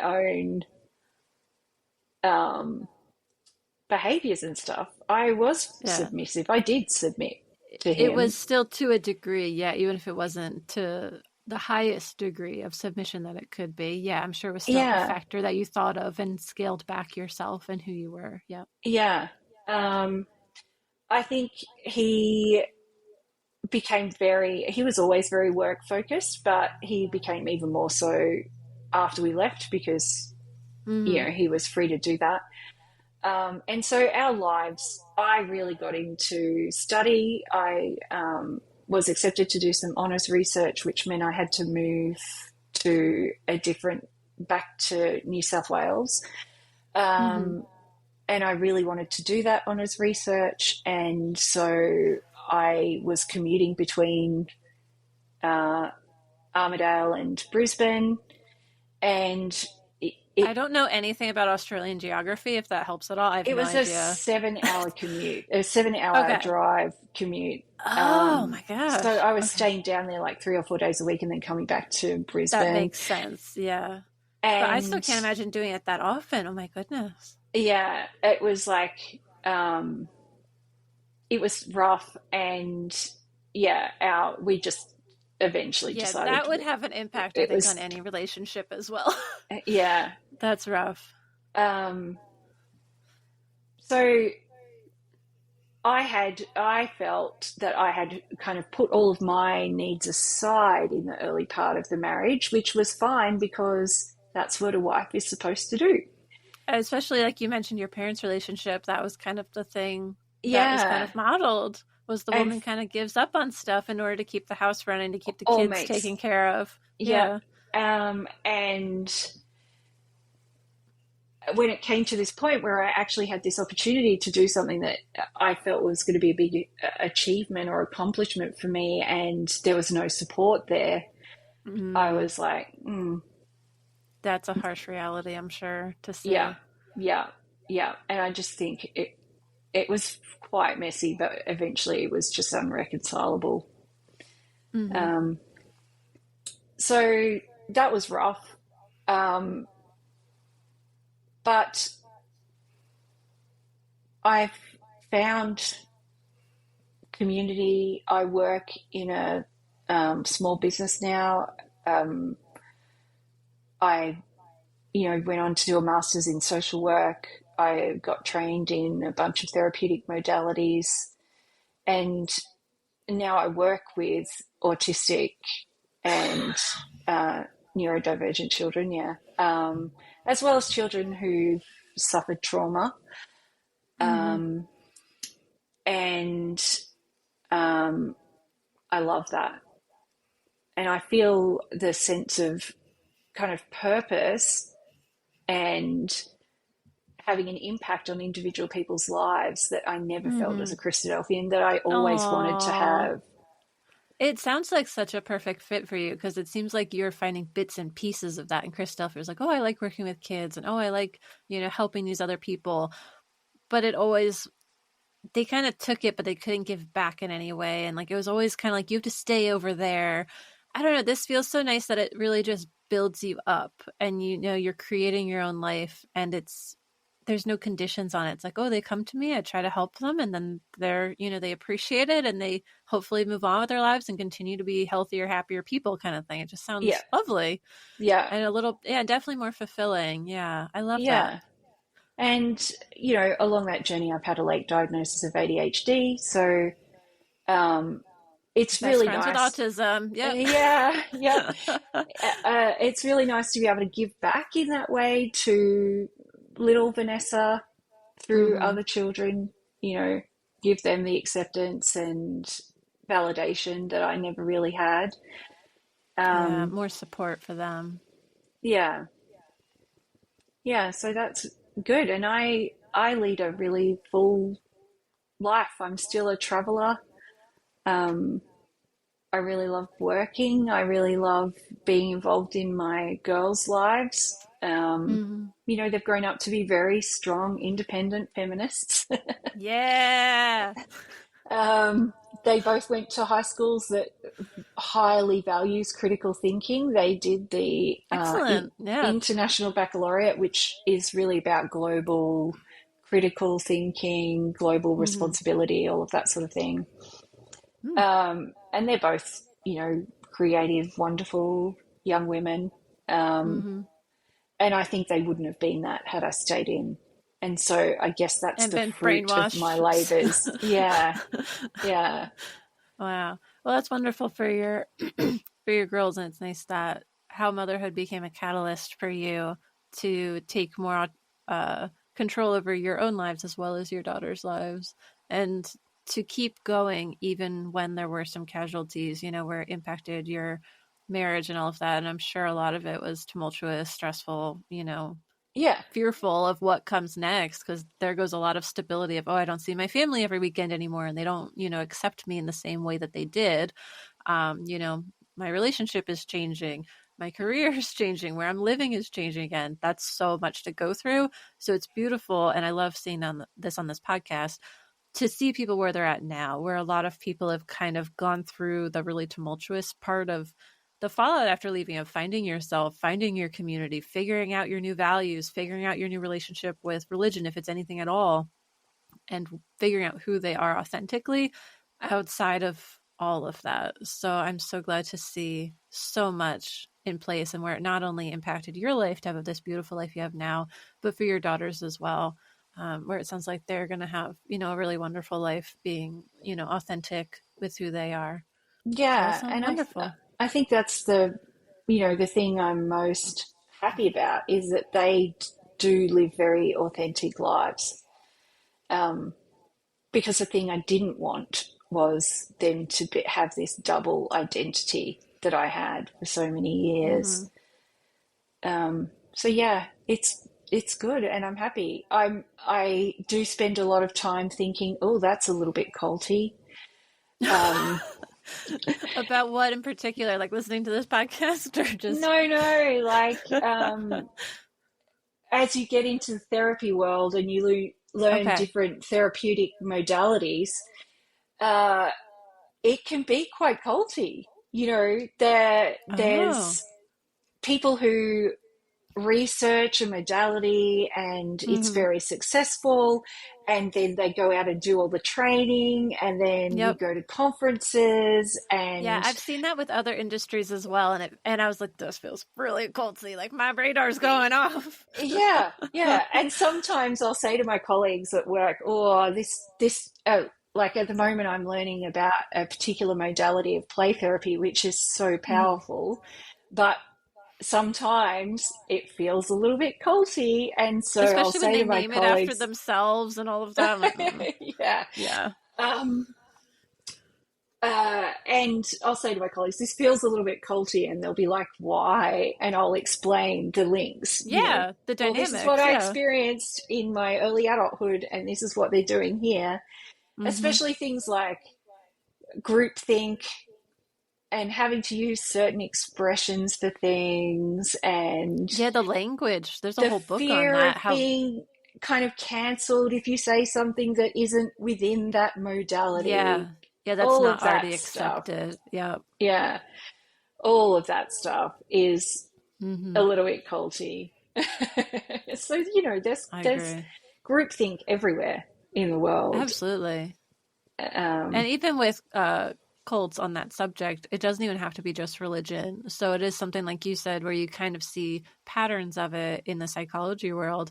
But I mean, I was reading one book and they were even talking about like certain gyms and like, physical activity program kind of things can have very strong culty vibes. Businesses can, philosophical groups, political groups.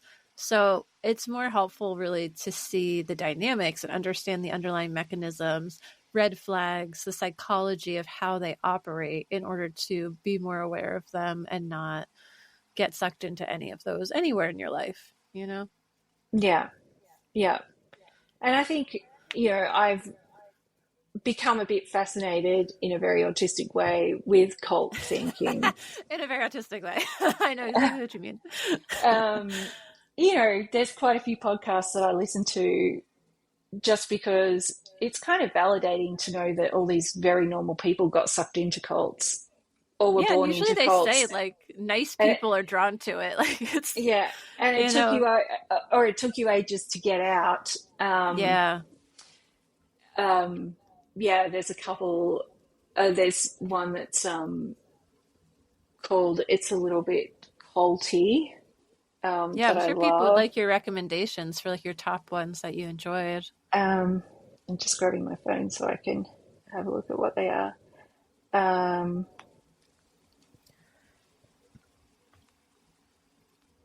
have to scroll past all the Vanderpump Rules podcasts first.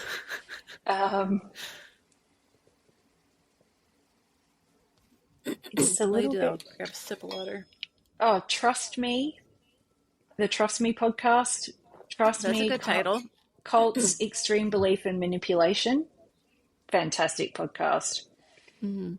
They talk with a lot of people from all sorts of different high control groups. And so Hmm. you start to see all of the similarities. Yeah, it's crazy. No matter the differences, there's so many similar tactics and just, the ways of thinking, the psychology they use, the things they implement, the structure they have. There's so many overlaps. It's Yeah. incredible.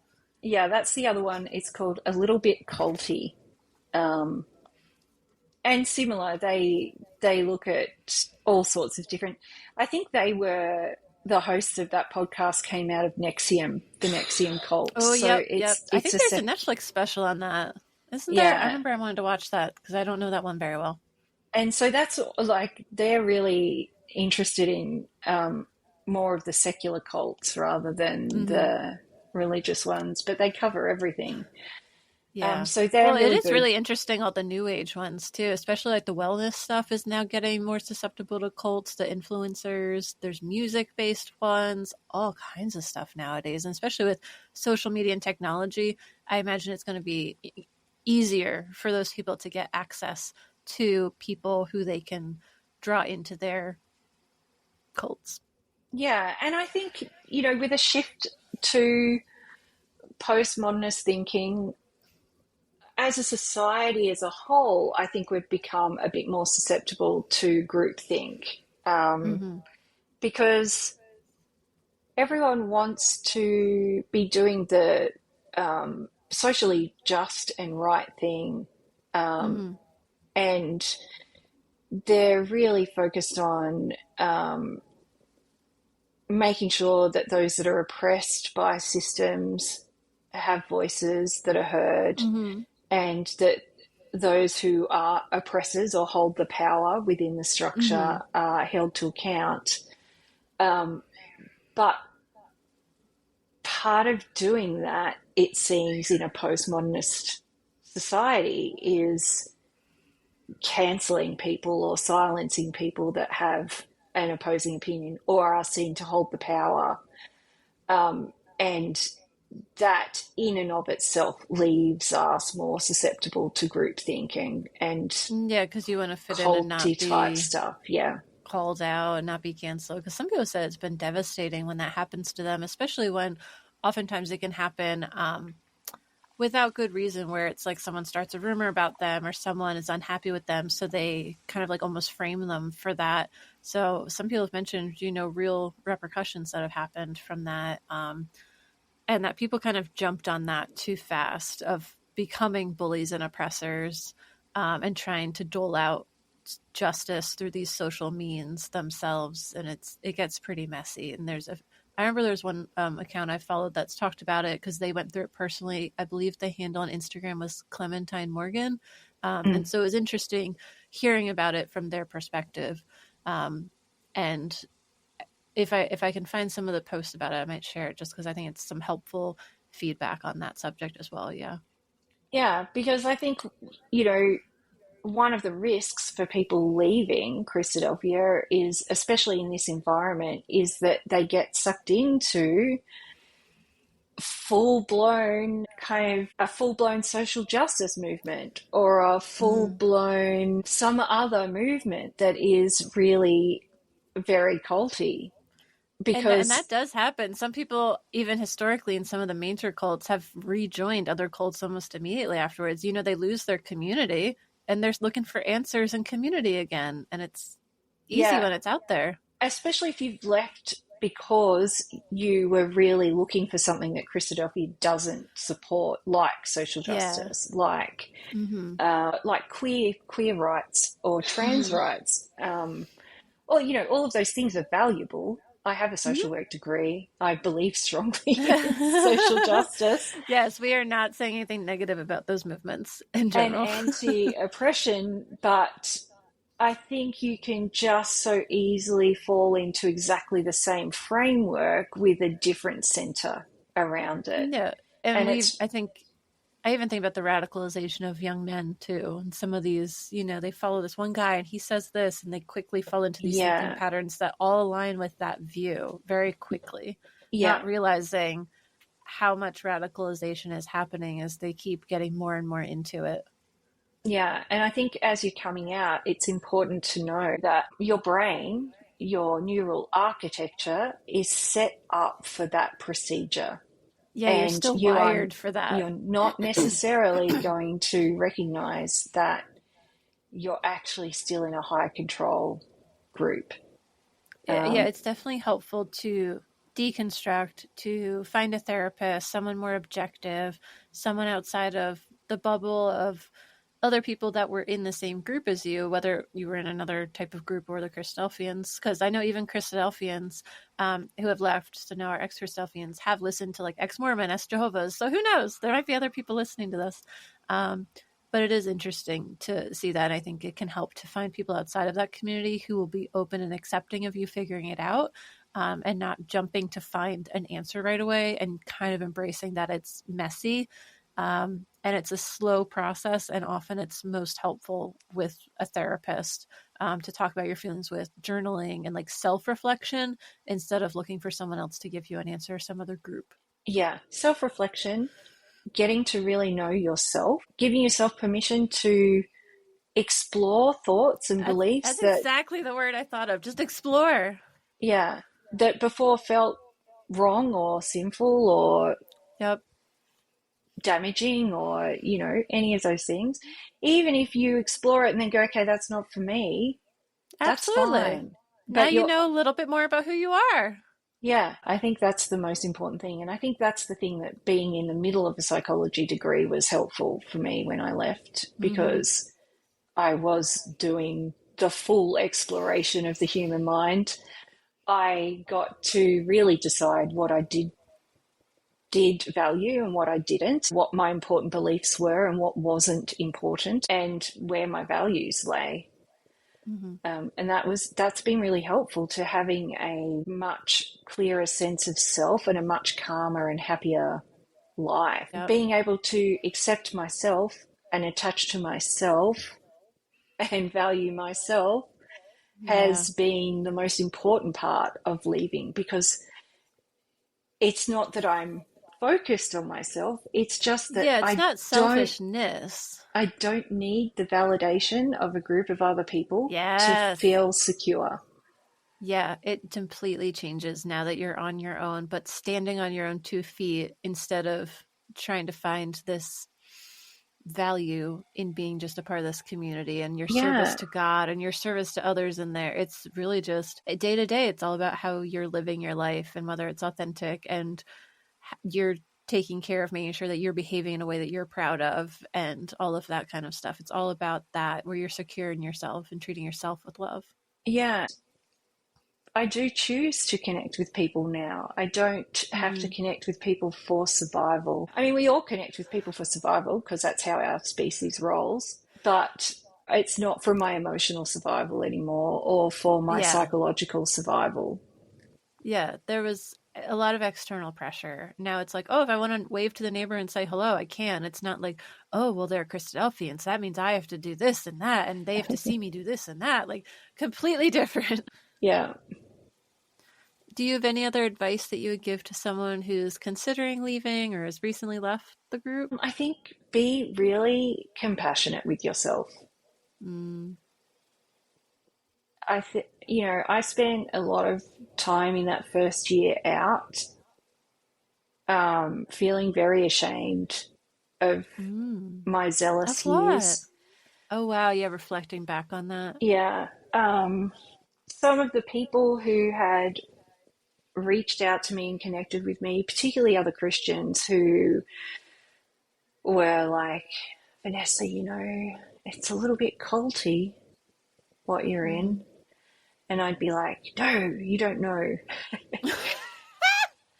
That's an interesting one to reflect on, yeah. And I would argue with them and I would try and Uh, prove them wrong. And well, I that's what would, they say is the people who are in a cult are never going to know they're in a cult. Those are the only people. Other people can see it, but if you're in it, you will never see it. So it's not even worth it to say, oh, you're in a cult, because they will never see it if they are. yeah. So some of those people I reached out to and kind of said, I'm really sorry for the way I treated you. I'm really You were sorry for looking what I out for said me. to you. Yeah. I Yeah. realized that you were just loving me. And I Um, couldn't see it at the time because I was so conditioned to think this way and believe this yeah. thing. And most of these people went, what are you talking about? You were fine. Aw, aw, that's good. At least that was very helpful, I imagine, with processing that compassion to be like, oh yeah, I moved on. I'm fine. Yeah, and I think that's what it helped me understand was the person who was going to be harshest on me over all of those things was me. Mm-hmm. And so finding self-compassion, finding ways to forgive past you for whatever they've done to Mm-hmm. people, Yeah. genuinely forgive yourself for those things Yeah. is really an important part of healing. Yeah, I think it's Um, going to be harder, or I imagine it would be harder for people who were kind of higher up or who had to make hard decisions. Because I know that there's at least one person in Christadelphia who I'm very disappointed in their actions. And it will come out in my personal interview episode. Not that I'll ever name the name or anything. But I'm really disappointed in how they handled something. And it had a big effect on me. And there was never any sort of, resolution, apologies, making it better, none of that. And I'm sure I've made mistakes in life. I'm sure I've done things, but in this situation, I'm thinking about that, and that they were higher level, older, could have made a huge difference, but they were so indoctrinated and so loyal to the group and protecting it that they made a choice that harmed a young woman. And so thinking about that, I imagine if they ever left, I would imagine that then they might feel shame there. And it's the people who are in those roles who are more of like enforcers and protectors, those middle people who, you know, have some degree of power but aren't really calling the shots. I've heard that it can be really hard for them because not only do they have to reflect on their own traumas and the ways that they've been hurt, but the ways that they have hurt others. So Yeah. I imagine that would be really the hardest one. So sometimes I think about that too. It's a little bit easier when it's really just realizing that you're kind of a victim of your environment and other people's ideas and stuff. And you can kind of get out, but it's hard, I imagine, for a lot of people who are in it for a really long time, who may have influenced someone else to stay and get baptized or whatever. And like, we're supporting it so much. I think the longer you're in it, I imagine the more involvement you have there, and then the more shame to unpack and regret and things like that. Yeah, I mean, I felt for a long time an enormous amount of shame for having brought my husband in, and then our marriage fell apart. It's like, well, I wasted all of those years of his life living this life that I walked away from. And of course you could have never known that was how it was going to go. No. You know, it's really no fault, but it is, it's hard to live with, I imagine, too, at the same time. Yeah. Yeah. So finding ways to recognize, you know, what would I want to change about that? How am I going to accept what's happened in the past and commit to a meaningful life? Yeah. Yeah. And that's really important. Being able to find ways of living your life in the present moment is really important. We spend so much time in our lives as Christadelphians looking back at the past, whether it be the Bible past or very far back, the past ecclesia events, or you know, the traditions of our family involved in Christadelphia. Or in the future, you know, the kingdom's going to come, the world's going to end, there's going to be resurrection, there's going to be people taken to wherever it is in... Everyone's a little vague at that part. Israel or wherever it is, you know, and we're all going to be set up in lines of tents or whatever version you were given, and you're going to wait to be judged. I don't know if it's an improvement to be in a tent. I don't know. And... you know, we spend so much time in the future that we're really not conditioned as Christadelphians to live mindfully in the present. That's really completely missing. And I've noticed that as well, but no one really talks about it. So I'm actually so glad you brought that up. Yeah, and living mindfully in the present is a really important part of mental health. And that was something I noticed I kept finding when I was trying to figure out a path forward for me after leaving, and when starting to really actually sit down and process my trauma. It was a key part of it. I think it was important. And there's so many methods and modalities now with, you know, all kinds of mindful movement like yoga, qigong, as well as, you know, meditation, the journaling, the quiet, just forcing yourself to slow down. There's so much there. And I realized, like, as a Christadelphian, I feel like I was just rushing through life, and every Sunday they would be telling me, like, oh, just focus on the future. Think of the future. Think of the kingdom all day, every day. Have a vision of the kingdom. And they always just wanted you to focus on the future. And it was a weird way to live your life, to never really value the present and to really savor it, and to not even feel like the gratefulness even for it almost. Where like now I do like a gratitude practice, and you hear about that so much. And it really forces you to slow down and recognize what's around you and how beautiful your life is, and enjoy your life while you're living it, instead of being like, well, I hope I like the kingdom because I'm not going to enjoy life till then. Yeah. It's one of the first psychology subjects I did was actually on mindfulness, meditation, and the trance state within human experience. And I got into mindfulness in that course, and it actually changed my religious approach, because when it came to the bread, taking the bread and the wine, in Luke's episode or someone's episode, they were like, I Where he used did to. the countdown. What do you do in that time? Yeah, Luke did the countdown. I think it was the count to 30.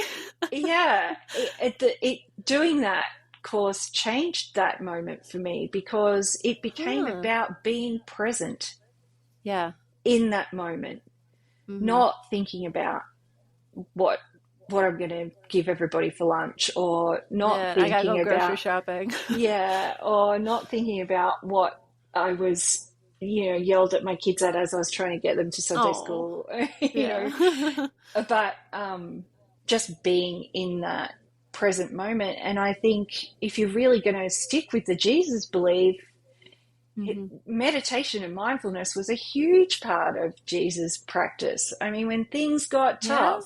Oh, yeah, he did. Like, he'll go up to the mountain and just went alone and, like, be with God. Yeah, he was, like, kind of like a monk over there. Just like, I gotta go have some quiet time. Focus myself. Which is not something that Christadelphians would promote at all. It's like you're having doubts. Get into the scriptures, read just more. Pray and talk to us and read the Bible. Yeah, that's your mark only up options. your Bible more. Go to an Help Us Israel class, Yep. Get back to the basics. So I think mindfulness is something that I'd recommend to everybody who's leaving, because we don't have the neural architecture for it coming out of that culture. Yeah, it sounds like your focus kind of is on allowing yourself time to kind of reprogram your brain and to go slow with it and to kind of ground yourself. Yeah. And interestingly, when I joined the ex-Christadelphian Facebook group, I kind of came in there going, I'm feeling really good about myself. I've really worked on myself, and I feel like there's, it doesn't really have an effect on me anymore. And one of the older members went, well, I'm here to tell you it's going to affect you for the rest of your life. And I was really confronted by that. I was like, I don't know. I've done a lot of work. I've done this. I've done this. I've done this. And they were like, doesn't matter. Doesn't matter. Yeah. It's been weird doing this podcast because, again, I was out for a decade and I put in a lot of work to change my life, to process trauma, do all kinds of stuff. And like you, I moved away. I created my own life, my own community outside. So it's like I feel very stable, not like in every way, but like I feel like I'm kind of on my 2 feet again. I've addressed a lot of things. I've changed a lot of things, a lot of autonomy, a lot of strengths. Wonderful people in my life around me. And then it's funny, and Heather, I think, has also commented something similar, where it's just all of a sudden I'm remembering more things and I'm processing more things and I'm having dreams about Christadelphian stuff again. And it's weird to see those, like, oh, there's still more in there. There's still more that I'm processing. And it's, like you said, it affects me forever. And so it's almost like I wonder if I'll be still slowly, kind of letting it go and letting it simmer, for a long time. I think that's where gratitude practice comes in too, because certainly when I first was moving away from Christadelphia, and even in my 20s when I had only a toe in, there was a lot of anger about some of my early childhood experiences. Like, I got into the regional level of little athletics for competitive walking. And I was good job, girl. Yeah, and it had to be. Was it a weekend or like a Sunday or something? Yeah, it was a Sunday. Yeah. And so it was like, no, meeting comes first. You can't go. You can't do it. Yeah. Well, what if someone else drives me? What if I can get myself there? No, it's not okay. Yeah. So when I was younger, in my 20s, I was really kind of angry about these missed opportunities that I'd had. But I think taking a gratefulness practice helps you look compassionately on those early life experiences, and it's doing that acceptance of what's happened in the past and being grateful for the good things that have come out of it allows you to have that self-compassion and commit to a life that you want, doing what matters and doing what counts moving forward. To you. Yeah, I think acceptance is a big thing. I also think there's a certain maturity that you have to kind of go through and perspective shift as you get into your own autonomy, and having to take more accountability for yourself, and then realizing that other people are still under these conditions where, they were going through the groupthink and all the other things you mentioned with the psychology, the cognitive dissonance. So they're doing the best they could. And so I've had to also have compassion on that other people did the best they could. Yeah. When, it still wasn't, I don't think anyone would call it perfect, but that they did the best they could. And so to even accept other people that were in my community and family and all of that, I think that was part of the healing process as well for me. Because there's so much there that you have to kind of go through and think about and engage with to heal yourself. The other thing is, when we talk about trauma amongst ex-Christadelphians, we often talk about the big T traumas: sexual abuse, physical abuse. Listen to our true crime episode for more on that. Yeah. But there are, the saying now is that there's also the little T traumas that are also valid. That we don't generally recognize. So, if you look across the lifespan, the attachment trauma is the first one. And, anybody who has grown up in Christadelphia feeling like their parents would choose the ecclesia or choose God or choose the kingdom over them. Well, that's the whole point, is they would leave you behind when the angel comes to get them for the resurrection. Like, you better get baptized or else you're getting left behind. But guess what, Zinnia? Not everybody who grew up in Christadelphia grew up like that. That's true. There's so much diversity, which is why there needs to be so many voices on this podcast. Because a lot of people heard different things, whether it was just their parents who had a different perspective, whether they were in a different subgroup that had a different perspective, and so on. And a lot of people grew up just within a secure attachment framework because their parents had provided them a secure attachment. So even within multi-generational Christadelphian families, there are families that pass down secure attachments. Oh, man, that must be nice. I think it's amazing. Like my friend that I mentioned before, who ended up leaving, who's gay, he actually grew up in one of these families that have multiple generations of secure attachment. And it's beautiful. I wanted to spend so much time with that family when I was younger. You felt it, didn't you? Yeah. Of being like, I feel safe, I feel seen, I feel appreciated, I feel like I know I'm going to have expectations of what's going to happen. I'm going to be fed, I'm going to have a ride home. Like, everything feels good, safe here. Yes. So many, though.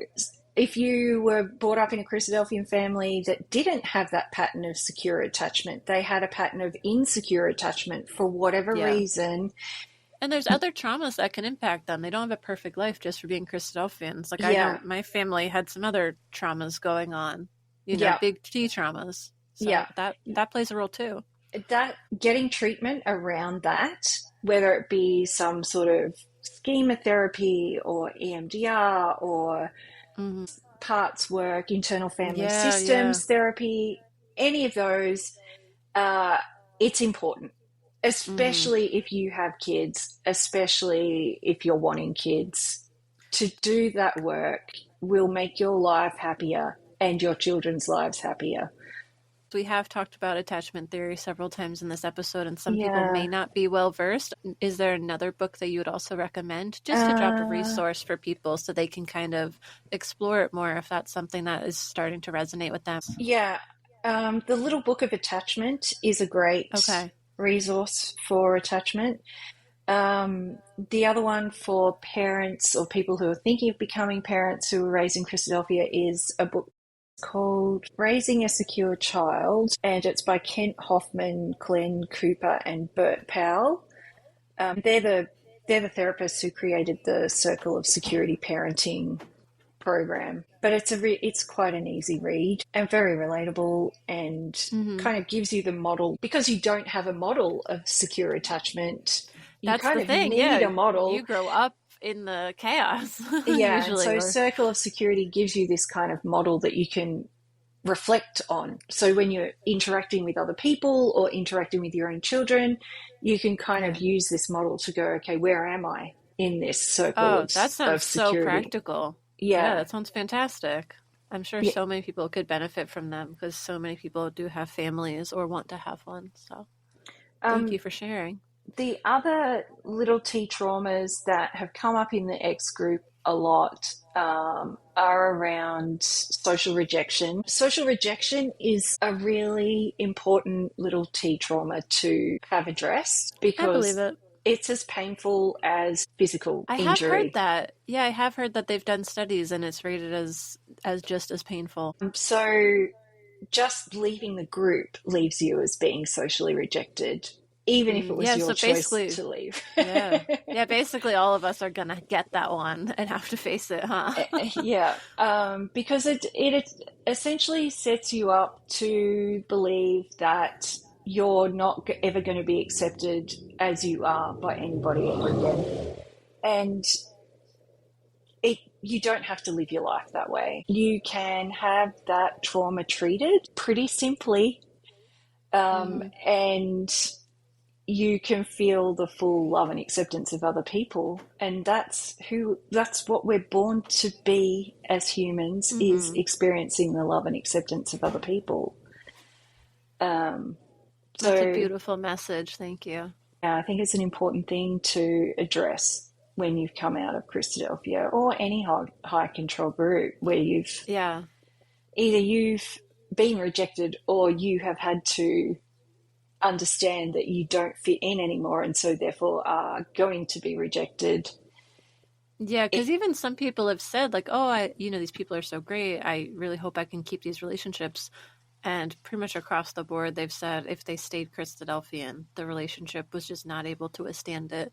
So whether it was really an intentional thing or not on the behalf of the Christadelphians, they pretty much always were, in the end, kind of rejected and seen as too different to have the relationship or whatever, the specifics were, well, but didn't I work. think reflecting on it, it's too painful for Christadelphians to maintain relationships with people outside. And that's why I really respect the Christadelphians who have maintained relationships with me. I'm sure it's harder, yeah, and especially when that was the foundation of the relationship. That's what you talked about. That's where you saw each other. That was the whole context of the But not just relationship. that. Imagine the constant grieving that they're doing by maintaining a relationship with you, knowing that you're going to get to the kingdom and they're going to see you rejected. Oh, yeah, they do have that idea. Yes, that makes sense. There is a pain there, and I think I do see that from my family who's still in that view, and they believe that. Yes. Yeah, and I can see that that is incredibly painful for those people. They're going through a grief and loss process every time they have contact with you. So I can kind of see why that relationship isn't sustainable. It's like you're dead, but you're not dead to Well, them. that's the weirdest part that I struggle to understand is having some family who believes that, some people in my life who believe that. You would think they would want to maybe savor the time we have on Earth together a little more, but instead it doesn't feel that way in my personal experience. Yeah, but I think it's a bit like when you're nursing someone who's, Like terminal or yeah, something. one, you know the end is coming. Like it is actually coming. Usually you've got You, some sort of time frame. so you think they're trying to cut their losses and not stay as attached? Well, I just think it's Or, impossible as humans to live through that suffering indefinitely. mm, We're asking a lot of them, I think, if we're hmm. asking them to do that. That's It's very too, discouraging for people who have family members. So it yeah, feels like a bleak view because half my family's in and half is out. And it's been interesting to see that now that I'm out, I feel like my relationships with the people who are out has gotten better. And I feel like my relationship with the people who are in has gotten worse. yeah. And just seeing that flip flop based on my beliefs was pretty weird. And I imagine I'm not the only one that's experienced that. And it's just, it's a little discouraging to hear that from your professional view of what you've seen and have kind of understand about it. Yeah, I know one of the questions you had was what advice would you have for Christadelphians whose family members have left or are in the process of leaving? And my advice to them would be grieve the loss properly. so that you can savor the relationship Oh, that you have now. okay. Thank you for that little bit of hope. Thank you. Yeah, But yeah, where it's on them to sit with their uncomfortable feelings, to handle it in whatever way, therapy, whatever, to process it on their end so they can be present, as we were talking about being present with that family member who is no longer part of that shared hope, that yeah, future oriented belief system that they have. yeah, yeah. And maybe that's something that we could help, the Christadelphian counselling services with as a group of ex-Christadelphians. If they were open to it, we could perhaps let them know that this is a particular area of support they could be providing Mm-hmm. around grief and loss of having a family member leave, Mm-hmm. so that they can help them move through those uncomfortable feelings, honor them, It have would a, be nice, honestly, to have someone who can kind of be fluent in both languages and be like, yeah, hey, I can help the Christadelphians who are going through a hard thing of having a family member feel like they're dying, basically, because they've left. And they're upset, they miss seeing them, all of these things that are, a mixture of these genuine feelings of love and fear and sadness, but also still under that shadow of the larger group, and some of those influences, as well as a lot of the ex-Christadelphians are, like you said, it's basically traumatic just to leave in and of itself, let alone anything else you may have been dealing with or exposed to. And we've seen some serious things like that on this podcast that we've heard about. yeah, yeah. I think that grief and loss component is really important for both sides. Like, Mm-hmm. it's important for us as leavers to recognize Mm-hmm. that we're grieving often what's been a really important part of our lives. Yeah. Um, but it's also important for the other side to recognize, okay, the person you knew as part of that group no longer exists. Yeah. And the amount of change, we hear from everyone who's left, they really become like a different person. They're like, they really are gone when they leave, usually.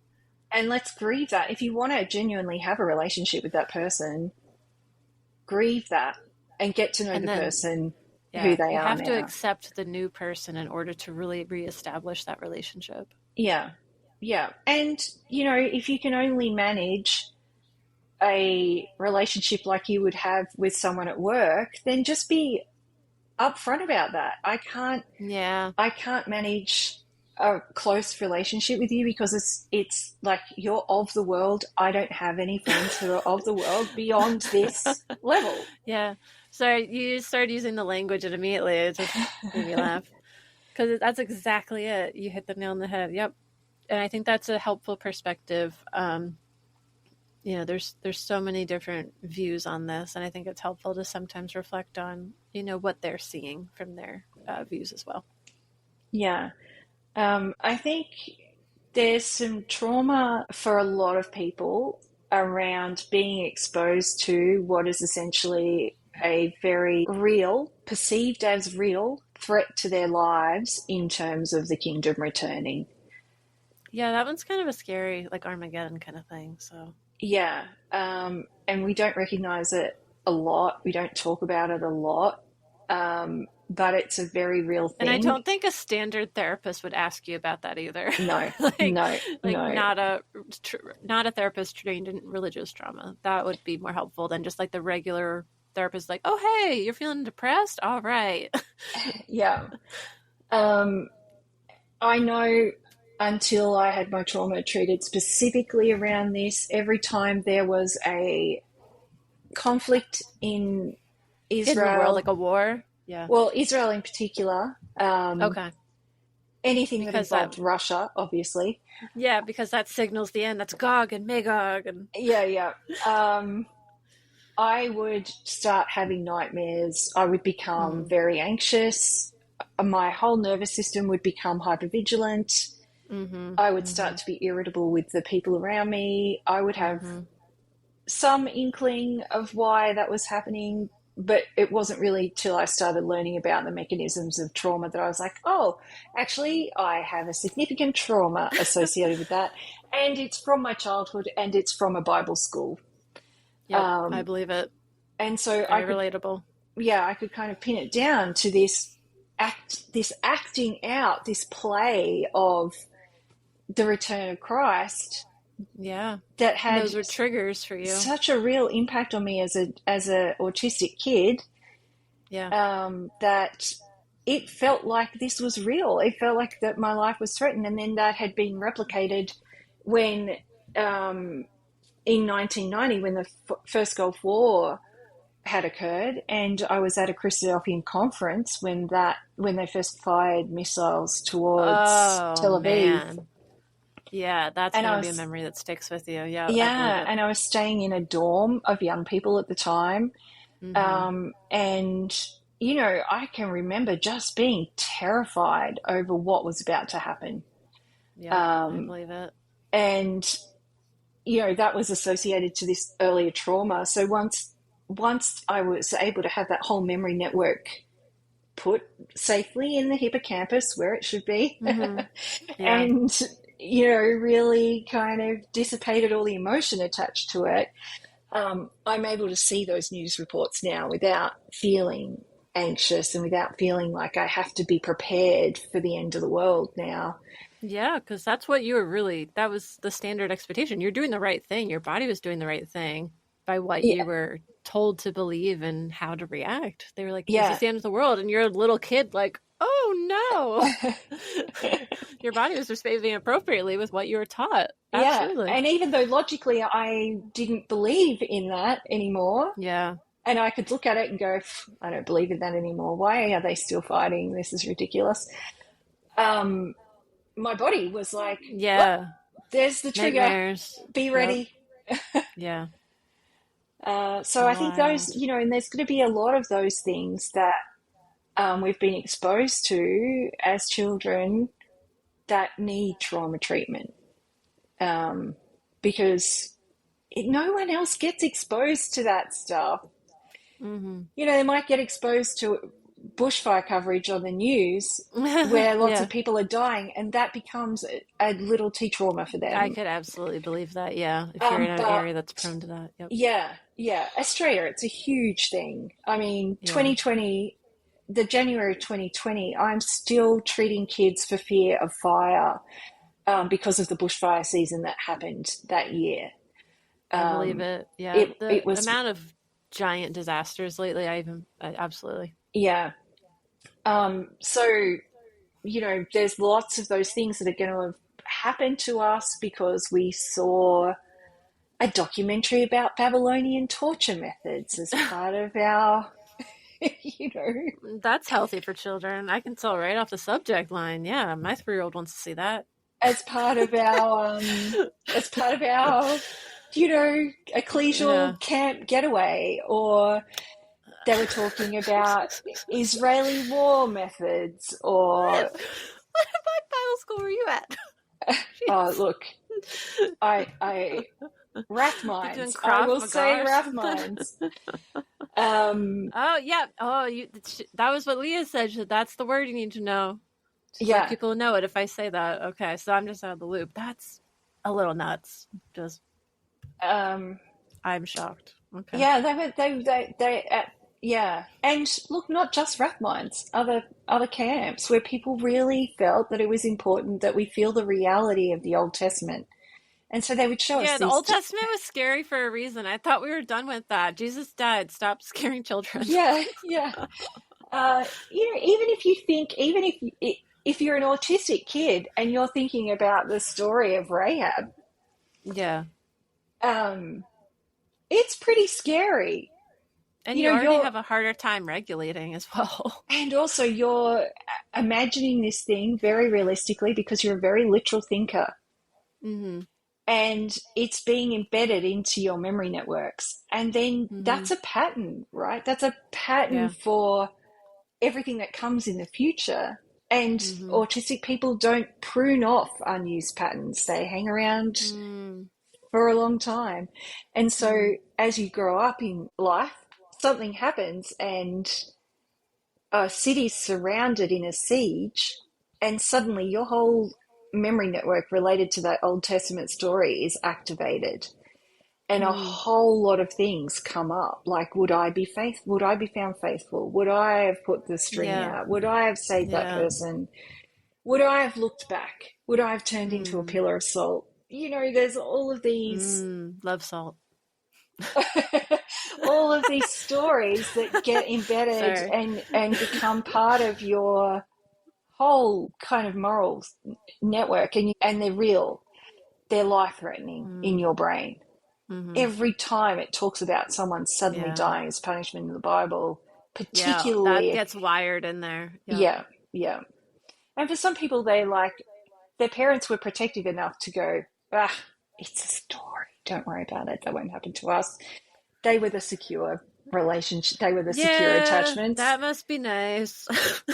The insecure attachments went, oh, watch out. That'll happen to you if you don't do the right thing.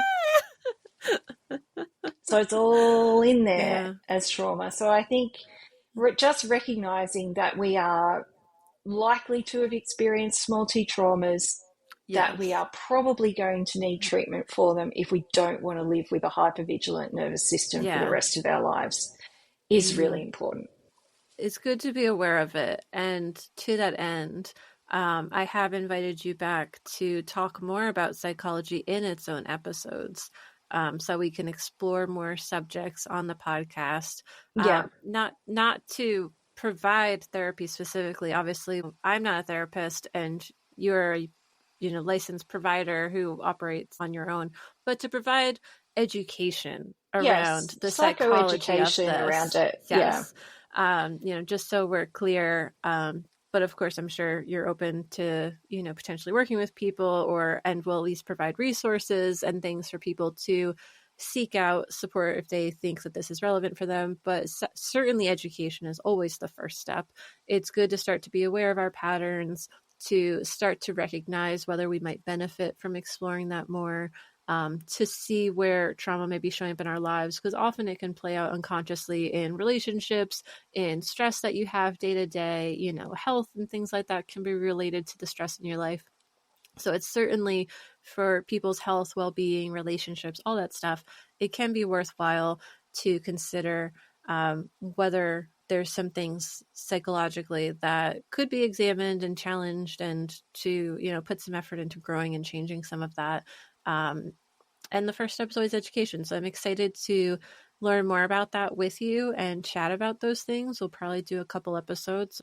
And if people have certain questions already, you can certainly email me at the podcast and I will communicate them to Vanessa. Or if you're in the group, I'm sure you wouldn't mind if people drop questions in the group, and we'll, tackle it more in depth potentially on the podcast to help answer questions for people.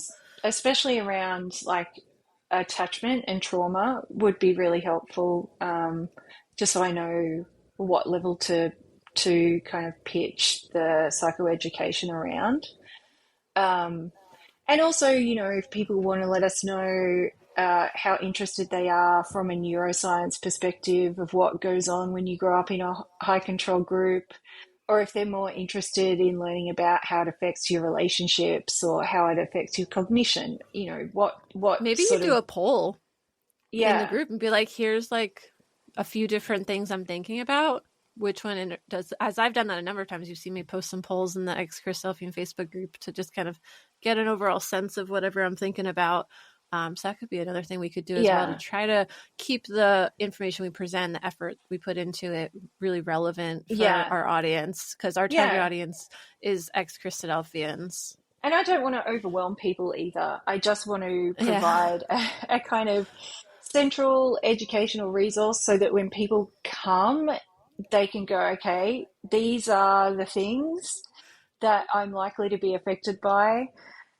But I'm like, hey, want to come on and talk about your trauma? Like, it's nice to be able to be like, hey, okay, let's wind down a little bit, listen to some of these episodes, kind of like maybe like have like a checklist and be like, okay, what feels like what I should be working on, and evaluate. Because I don't want to leave people feeling more traumatized by this. I hope it is therapeutic to both tell your story, but I think it's really well-rounded, and that's why I specifically asked if there's any religious trauma therapists who wanted to come on.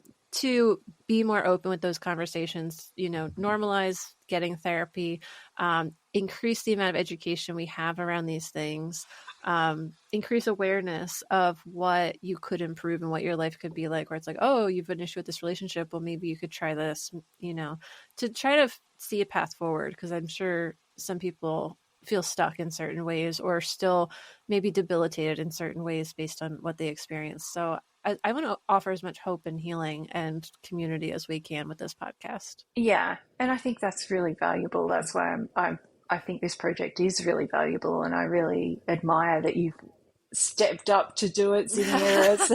Yeah, it wasn't really like, oh, I'm gonna do this. A year ago I did not plan on making a podcast. So Yeah. Here we are. Yeah, but it's fallen together into something that I think is beautiful and that I've been enjoying putting the effort into. It feels very well received. It feels like it is giving value to people.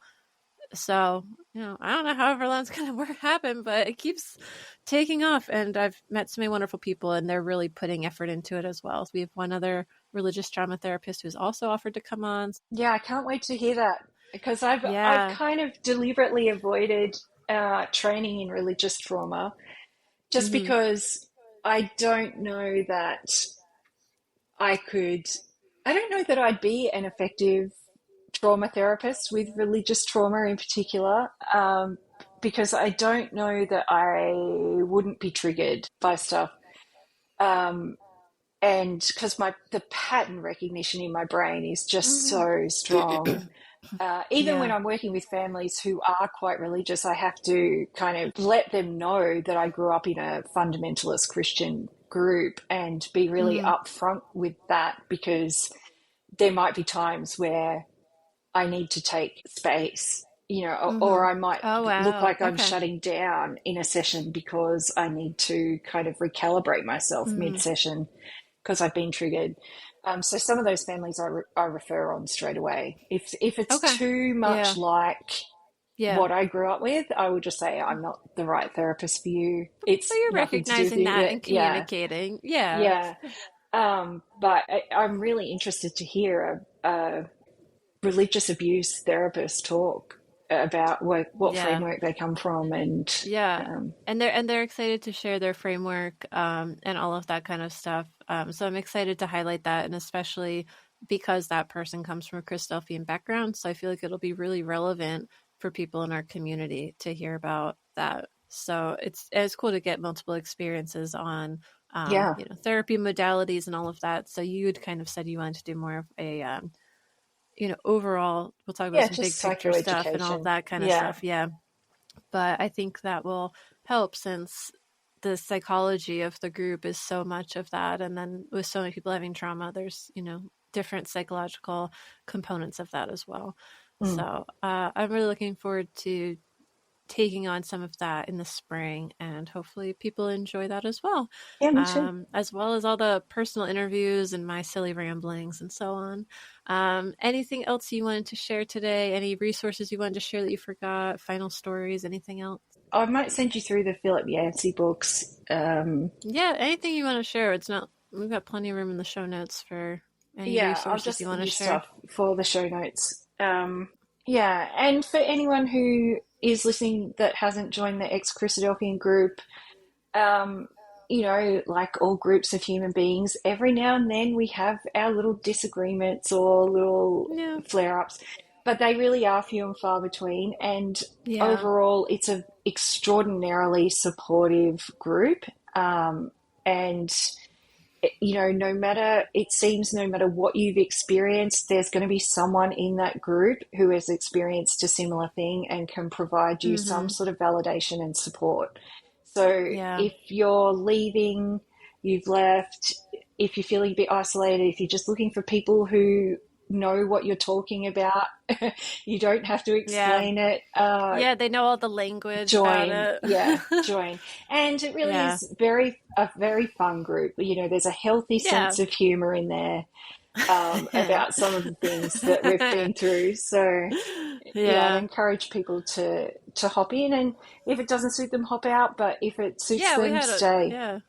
People come and go as they want, but there's definitely, I see like familiar faces, familiar names now. So there's a lot of people who really enjoy it and make it a beautiful community, and are always really welcoming to new members.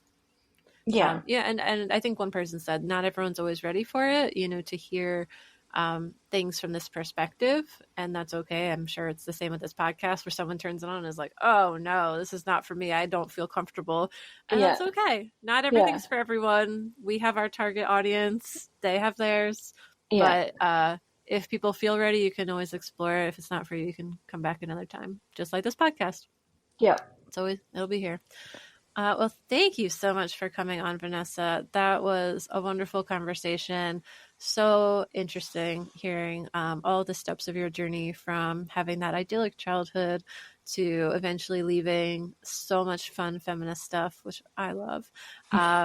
And thank you for already kind of giving us like a sneak preview of some of the psychology stuff. I found that really engaging and, insightful and hopeful, which is always the note I like to end things on. So thank you for sharing all of that, and looking forward to having you back on future episodes and continuing to learn more. So thanks again for coming on the Life After Leaving podcast. My pleasure. All right. We'll see you next time. Bye, everyone. Thank you to everyone who helped make this episode of the podcast possible. Today's episode was edited by Katura.